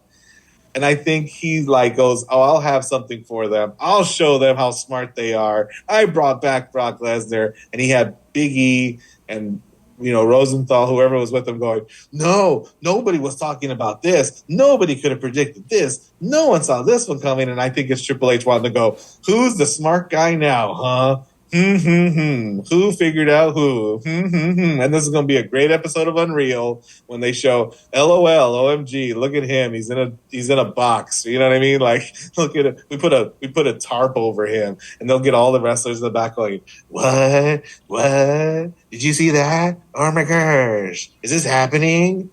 Wow. Shut up. Yeah, like when it happened, like I can't even say like I was like, what? Oh my gosh, are you serious? Like, I just, as soon as I heard the music hit and I saw the name on the Titantron, I was literally just like, really? Like I hit the Miz type really, I was like, really? Like, we're doing this? Like, this is what you're doing? And like, to me, it's like the shock and surprise isn't even there, because it's like, we're doing another program with Cena, and then of course commentary's acting all shocked, but there they are to mention, oh, John Cena mentioned in an interview that like Brock Lesnar is one of like his biggest rivals, and this and that. And like I think they even mentioned like, oh, John Cena mentioned like Brock was his biggest rivals, he always had like trouble beating him, and I'm like, Cena beat Brock on his first return to the company. Yes, like, he did. Like, again, like how you were saying, like, it really comes off as just, like, really wanting to play it up. But I don't know, like, I'm just not even excited for it. I left Bloomfield. My heart is half in Tajima, half in Bloomfield, and I got a half to spare. But a buddy who I haven't talked to since June sent me a G-chat, and he said, why, Solis, is Brock Lesnar back? It's frowny face. And I assured him, I said, listen, you can take rest in knowing it's not for the title. Like John Cena, I think Cena turned face to do this. I think he lost the title to do this. Thank goodness Lesnar's not coming back for the title. Thank goodness. Like, there's some alternate reality where face Brock is also trying to thwart heel Cena. But, I think the dynamics are more aligned to something that's going to play out better. Yeah, and, it's funny that, like, it just, like, popped in my head, like, as we're talking about this. Like, you mentioned the whole wanting this, like, organic surprise. Getting so tired of, like, people predicting things. People, like, these news outlets spoiling his stuff. Mm-hmm. And, again, maybe people are going to find me obnoxious for keeping this, like, sport comparison to it. But, like, you could really tell he's trying to chase that Luka to the Lakers moment where, like, that was genuine shock in the NBA world. That was genuine shock where, to the point where people were, like, their first reactions were, the guy who broke the news must have been hacked. Like, that's got to be someone hacking his account, putting out a fake trade to really stir up people and scare people before chaos envelops when people realize this is real, And, like, this kind of feels like trying to get, like, a moment like that where people are like, oh, my gosh, he brought back Brock. Like, this is so shocking. This is so surprising. Like, I don't know. Like, hey, if other people are enjoying it, go right ahead. But me personally, I'm just like I said, when it happened, I literally was just sitting there in the living room just like, okay, like, I don't know. Like, I like what someone said. They were like, I'm glad it happened after the match so it didn't ruin the actual match. Yes, 100,000,000% yes. Why did you laugh when you saw Lee Fitting? Oh, I also will mention on the podcast, I search up Lee Fitting to try and figure out who he is. And the first things to pop up, there's no Wikipedia page for him. There's no like biography type stuff for him. The first thing that pops up is a bunch of articles talking about how he was ESPN's golden boy and then got fired for toxic and inappropriate behavior. So I wanted you to read it on the podcast because I think it's directly related to my reaction to Brock Lesnar. I'm not going to buy his shirt. I am happy to see him back for like the one match we'll get out of him in Paris, but it's just another example of the WWE showing more publicly than ever that they're actually really okay with working with people who like are ostracized for doing heinous things, you know? And I go, it shouldn't be a surprise, and it's just the way they're gonna do business. And I thought this was gonna change when the old man got kicked out, but the apple, even if it's not a biological apple, doesn't fall too far from the tree. I listened to Stephanie's podcast. I wonder really how she feels about these sorts of things, because she very talks openly about her dad because it's her dad, right? She doesn't hesitate to mention him. But like, but Triple H, like Vince McMahon and a lot of people who maybe skew conservative, are like, I think, embracing Lesnar and embracing Lee Fitting as if to say, like, I don't care what the woke media say about you, right? Like, there's like this the stance that they're making by doing business with these folk. And I wonder like what Stephanie's, because Stephanie just has such a soft tone about her on her podcast. I wonder what her take is on all of this.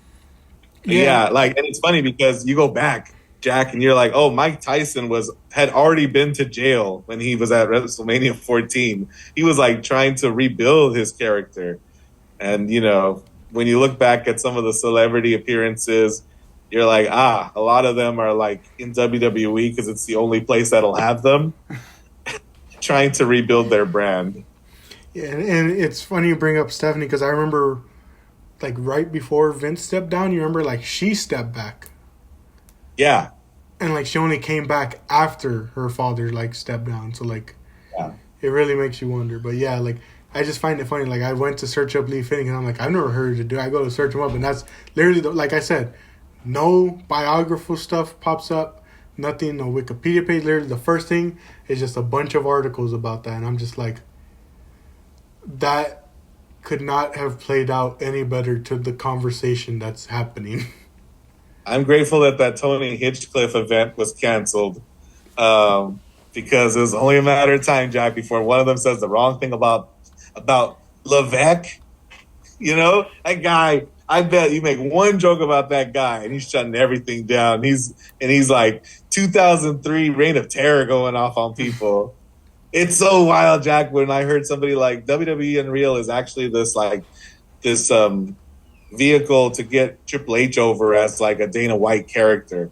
And I was like, he never changed, Jack. We thought it was better in NXT Gold, Black and Gold, but he's the same dude. He's the same dude in 2003 trying to get over, brother. Goodness. Great. You don't have to do that. You don't have to do any of this. Oh, man. And I guess while we're speaking on this, because he was formerly a part of ESPN, today was announced ESPN in 2026 will be acquiring the WWE pay-per-views. And they're talking... Yes, tell us more, Jack. So the news broke, and it's basically like, oh, well, their subscription is going to be like, I think it's like $30 a month or something like that. Yeah. And like, it's a huge increase from Peacock. The claim is that you get a lot more than just WWE, but I don't want any of that other stuff, Jack. I'm not trying to sign up for baseball or football or basketball. I saw people saying, like, oh, think of all the stuff you get with ESPN. And I'm like, if I remember correctly, you don't even get to watch a majority of, like, those sports through ESPN because, again, just like with the WWE, all those sports, they market their stuff out to different streaming services. The NFL is notorious for this.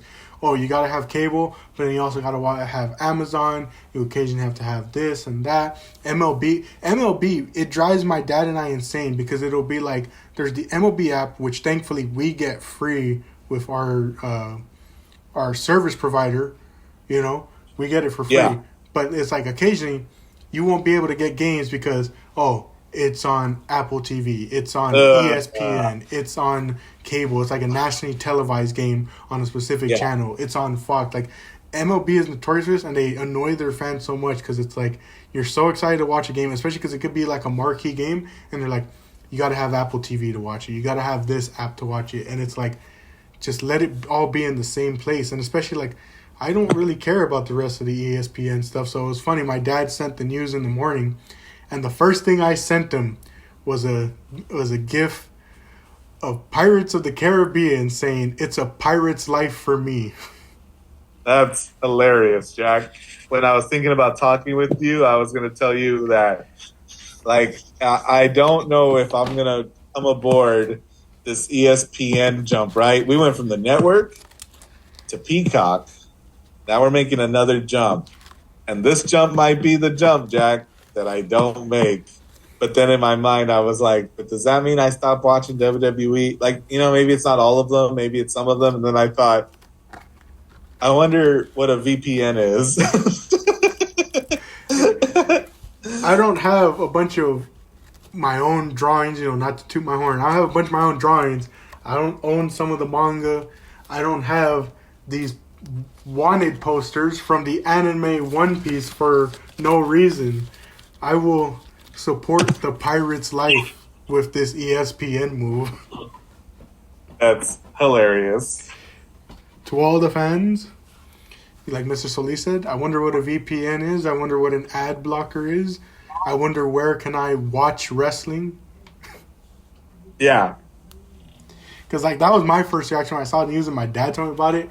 I was like, look, I know, especially in certain realms, especially like gaming, especially with like indie companies, everyone's all about support the devs, support this and that. You shouldn't pirate things. You shouldn't pirate music. You should support the artists and all that. I'm talking about WWE over here signing billion-dollar deals with ESPN. And in the end, for the viewers at home, it's gonna cost them more. Yeah. But I mean, I did agree with this one person who I hate to agree with them because they're trying they're not even trying to play devil's advocate. They're just actively advocating for this move. They're basically oh, because of the price tag, even if a majority of their subscribers don't subscribe to ESPN because of the price tag, those that do will make up for the ones that don't. That's wild. I know exactly what you're describing, and that's such a awful and cynical way of doing business. Yeah, especially because, Mr. Solis can attest as a math teacher, if you start doing the math, it makes sense because it's let's say people are like me, they're only paying the lowest option on Peacock to get the shows. If 3 people are paying for Peacock at that lowest price, 2 out of the 3 decide not to move over to ESPN, but that one person does because that ESPN price is basically 3 times the original price. WWE doesn't care if they lost those 2 because that one single person is making up for it with their purchase. Dang. That's what I feel about live show prices. They're outrageous. Yeah. So people are, so they're not going to stop. That's how I feel about a lot of the gaming industry too, where it's when people were complaining about the Switch 2 prices and the way the games were being priced, but yet who were those people? Where were those people going and making line on the release night for the Switch 2, making their pre-orders, posting about the Switch 2? How can you expect any change if you're just falling in line? We need a obey ad campaign with your face. Maybe it just says salt or something. Oh man, yeah, this is kind of to a lot of people, they might see this as a salty finish to this episode, but a lot of this stuff has to be said. The way WWE is moving, it's very crazy to me compared to the goodwill they literally got in 2023 and 2024. And yeah, a part of me really feels bad because again, it's not to call out these people, it's not to say that they're any less of fans, but to the people who only watch the WWE, it makes me sad to see when I'm seeing them on social media being well, because of the way WWE is doing business this year and what they're going to do next year with ESPN, I'm just going to stop watching wrestling altogether because that's the only wrestling they know.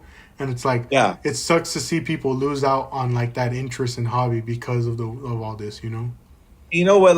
I wish I watched wrestling in the early 2000s, Jack, and I almost wish I hadn't because just like I did tonight, comparing a match in August to a match in April, comparing a match between 2 guys in August to their match in June, I can't help but compare the product as a whole to what it was 20 years ago. And I'm if you're going to charge me $40 for a pay-per-view that has 4 matches, get the absolute heck out of here. You know what I mean? like if there's $40 to watch these shows, you've got to have more than 4 matches on the card. And how dare you try to charge $40 for a show and one of them's a Jade Cargill match, right? But like, I don't know what happened and I don't know what's changed, but for some reason in the early 2000s, you were rocking and rolling with pay-per-views that had, guess this, Jack, more matches in the duration of their pre-show today. In the length of a Monday Night Raw episode. Those things were 3 hours long, a tight 3 hours. Yeah, and never forget the issues that people had with the show lengths was never those shows. It was always with WrestleMania. You know, it was always like Mania was the only one. No one complained about the length of the Rumble when it had two Rumble matches plus all the other matches they would have in between. It wasn't about Money in the Bank. It wasn't even about SummerSlam or Survivor Series. The main complaint about show length was always Mania because that was the cram everyone in so they can get the payday. But it sacrificed the show length because then it was like with the pre-show, we were looking at 5-6 hour shows, you know?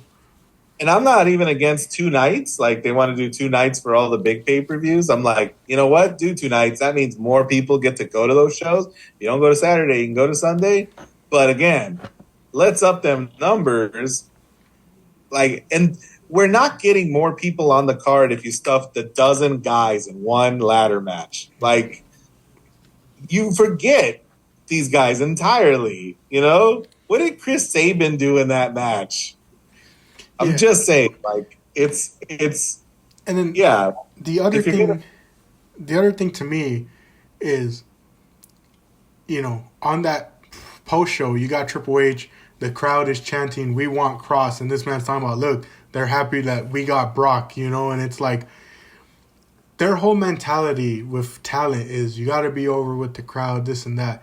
How can you expect a lot of these wrestlers to get over with the crowd, to get crowd reactions, if you're pricing out the actual fans that want to be there for your show, and not just the people that are like, I'll pay these obscene prices to be like, I was here at the show, let me take my pictures, let me post my stuff on social media for reaction and all that. Like, you're pricing out the actual fans, you know, and this has been going on throughout all sorts of media forms in the world. You know, concerts are getting people priced out. Other sports like the NFL are pricing their fans out of the biggest games. And what's worse to me, and the biggest example of this, is when you have season ticket holders selling off their tickets because they're more concerned about money than actually supporting the team that they're buying those season tickets for. I'm telling you right now, if I lived in Philadelphia and I paid my hard-earned money to be a season ticket holder, you bet I'd be there almost every Sunday if I'm able to be there every Sunday, every Thursday, whatever game the Eagles are playing on, to be there to get my money's worth and to support the team that I've been supporting for the longest, than being one of those fans like it happened with the Sixers, where they were in the playoffs, and because a bunch of their season ticket holders weren't actual fans, they were selling off their tickets to rival teams, to where it was like, what's the point? You know, like, I've heard Green Bay Packer fans complain the same, where it's like, come playoff time, you aren't seeing their fans because all those season ticket holders are selling off their tickets at obscene prices for other people to come in. And it's like, it's just annoying to see, like, the people who actually have genuine interest, genuine support for these different interests be priced out, because that's all these, like, companies care about is how can we get the maximum amount of money out of them. And like, you saw that with this SummerSlam and its prices. 100%. The last thing I'll say, Jack, is I think I brought it up to you. Did we talk about Elio, the failed Pixar movie? Mm-mm. Well, it bombed, right? Bombed hard for any number of reasons. Did you see any of the posters or the ads for it? No. Well, it's a little boy. And most posters next to this little alien. And this alien, Jack, is so, like, he's so forgettable. And I was telling this to a buddy at work. This is why I was talking about this too. I was like, Disney, if anybody knows how to make a marketable character, it's Disney. And they came out with this generic looking alien, right? This is like what they put on the post. Like, this thing was doomed from the start. And I'm like, if anybody knows how to make a money generator in a character, it's this company, right? Like, you know how to workshop, tweak, refine, and make a memorable character that becomes a Funko, becomes dolls, becomes backpacks, becomes pins. You know what I mean? And this little thing, like, he's super duper forgettable. And I think about Triple H, and I think about Cross, and he's sitting there, Jack, and he's like, they're cheering for the wrong guy. Like, supposed to be talking about Brock Lesnar, but those people, Jack, are telling them who they want. And Triple H hates it. He's like, stop taking over my show. Stop chanting Truth's name. I'm like, he's like Disney. If you want the people to be chanting something, you know what and how to do that. You don't want to do it. You don't want to put in the work. Make somebody worth chanting. Yeah, and I think the biggest thing that I've hated about the WWE, like, post McMahon era, and it's not to show any praise, because actually it's to like show like a comparison. When he, who shall not be named, was in charge of this company, he took all that criticism on his own. Like, if there was any criticism of the WWE product, it was straight to him because he's the man in charge. Now in this post era, you have people using the excuse, oh, it's TKO, it's The Rock, it's this and that. And hey, will there be some truth to that? We will never know. But like, anytime criticism's thrown, it's like now it's a who's who of who to blame, you know? Is it Triple H's fault? Is it TKO's fault? Is it The Rock's fault? Is it the Booker's fault? Is it the investors? Like, no one knows who to blame, and like, it works out to their benefit because Triple H can just be like, oh yeah, I'm not the one that's like controlling it. But then, you know, when something's successful, what are those same people doing? Oh, Triple H, you know, he's so on it. He's doing this and that, you know. Look at the success of the story that he's booked. But then when it's not going well, oh, well, he's not the one that's like doing this. It's this person that's getting involved. It's this person with their input. And like, that's the frustrating part to me, is to watch all that happen. And it's like, it just kind of irks me, you know, because like, it just comes off as like disingenuous, lack of accountability from all the people in the higher ups. Like, it's not just like throwing it all on Triple H, because I have no doubt there's other people that are involved in the process, you know, but it's like, it's annoying to see that because there's all these different pieces, everyone just so easily, rather than being like, yeah, that's on me, it becomes like we're little children in elementary. Oh, well, he did this and he did that, you know, like, how come you're getting mad at me for this when he did that? And it's like, it just annoys me so much. It's so funny the way you put it. He who shall not be made. He was the end all be all. And they said the same thing about WCW. Oh, not to hark back to that, but like, there were too many cooks in the kitchen. There were too many people trying to do too many things. And on the other side of the war, there was one guy calling all the shots. Yeah, so like that's my thing too. It's just like, I don't know. Like, I know to a lot of listeners, it's probably like a very like weird ending, but like, it has to be said at some point. You know, we talk about, you know, people not wanting to change. It has to be said, and like, it's been said a lot throughout this weekend post SummerSlam, but it's like, a lot just has to be said, and like, you just hope for some change, you know, because it's like, that's all you can really do at this point, is just voice your criticisms.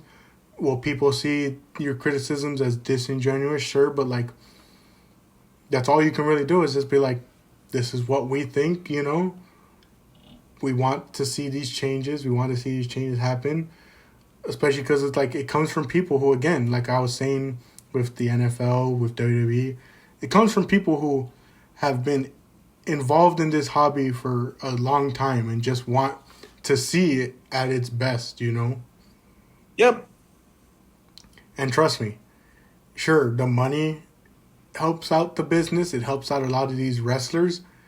But pricing out your fans with $30 a month subscriptions isn't going to help in the long run, you know? Like, you're going to lose more people the more you price them out, you know? Like, I'll tell you this, you know, I don't want to keep this episode going, but like, with all this recent talk about YouTube and Spotify wanting people to put their IDs in It's like I told my dad, as big of a music listener as I am, the moment Spotify tries to ask me for my ID, bye. Like I'm not doing that. You know, like why am I going to trust Spotify to hold such valuable information? You know, like the moment you try and ask me for my ID on YouTube, on Spotify, it's like no, like you're gonna lose more people doing this, you know?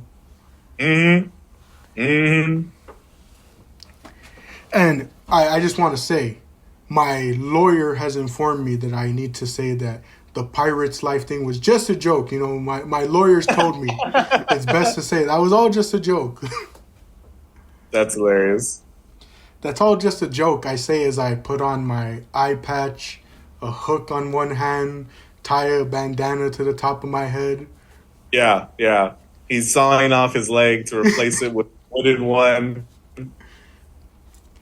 Don't mind that pirate ship that's being built in the backyard of my home. Yeah, yeah. But what a fun discussion to have, sir. Same.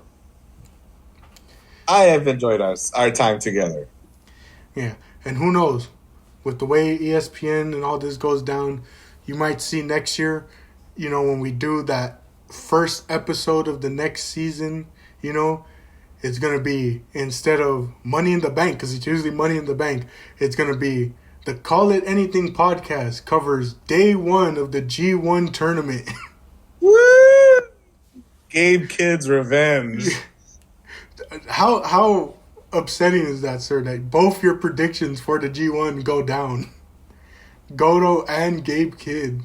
I wish he were lying like Seth Rollins. I wish he'd come out, push the crutches away, and then run to the ring, but can't get everything you want.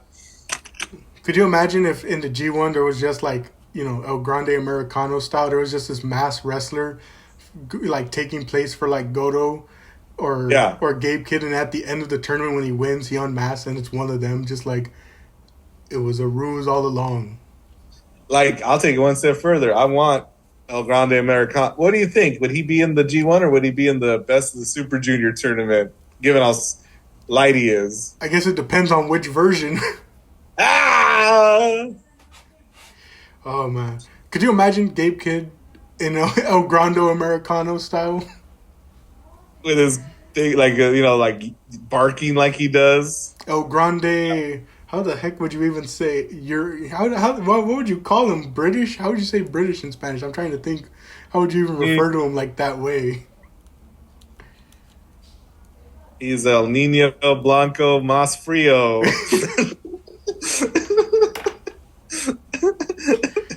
Oh man. But, hey, are we gonna get together and podcast about AAA? We're gonna become a DPW podcast. Hey, I don't watch any of their shows. we're gonna become a DPW podcast. We're gonna try and recruit a third person so that just like the Deadlock podcast, whenever there's like a group of 3 people, someone's just gonna be like, "Is this the Call It Anything podcast?" Yeah. How about Forbidden Door? Are you gonna watch Forbidden Door? Yeah, more than likely. It's even if I have to be a pirate about it.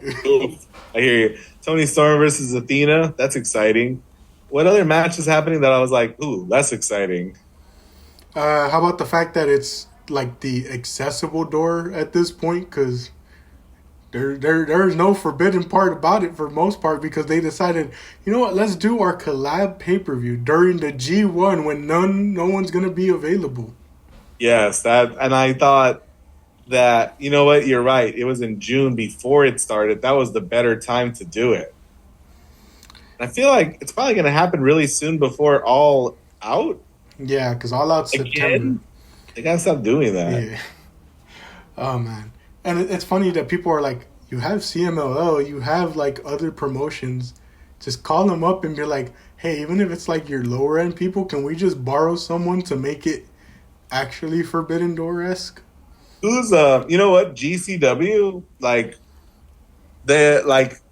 Blackheart had a wild summer, and I haven't seen their show in Japan, but she fought Maki Ito in Japan. Oh, I gotta check that out. At least like highlights of it. That show, I think, is probably worth like seeing maybe the whole card. They've let me down before, but like, there's a few matches on that card where I'm like, I gotta tune into that show. Yeah. Yeah, with the way my schedule's been like this like past week and upcoming weeks, I'm gonna try my best. Like I said, I've been trying to get back in my groove of like actually keeping up with my interests. So it's like I think I'm gonna try and like dedicate a day to just catching up on a lot of wrestling. You and me both. But I wish you luck, sir, because I know the school year's coming around, so I know how Thank hectic you. that's gonna be. And I'm back in the class. I'm teaching junior math. 5 periods. They said, Mr. Sleece, you don't have to have an advisory. And I went, yeah. Shout out to all the advisory students. But any final thoughts, sir? Um, let's root for Tai Chi and the G1 or Evil. The leaders of the pack were, well, there's a lot of people tied. But last time I checked, it was like Yoda Suji and Yoshihashi. And I was like, this is like the worst G1 of memory. But, hope we finish strong. Looking forward to our next convo, whatever it's about, sir. Same as well. Always enjoy these. Glad to give my dad an extra long episode with this one. And Yeah. just want to close out. Thank you all for joining for this one. Thank you all for joining for this entire season. Been a roller coaster in the wrestling world, if we're being honest. It sure has.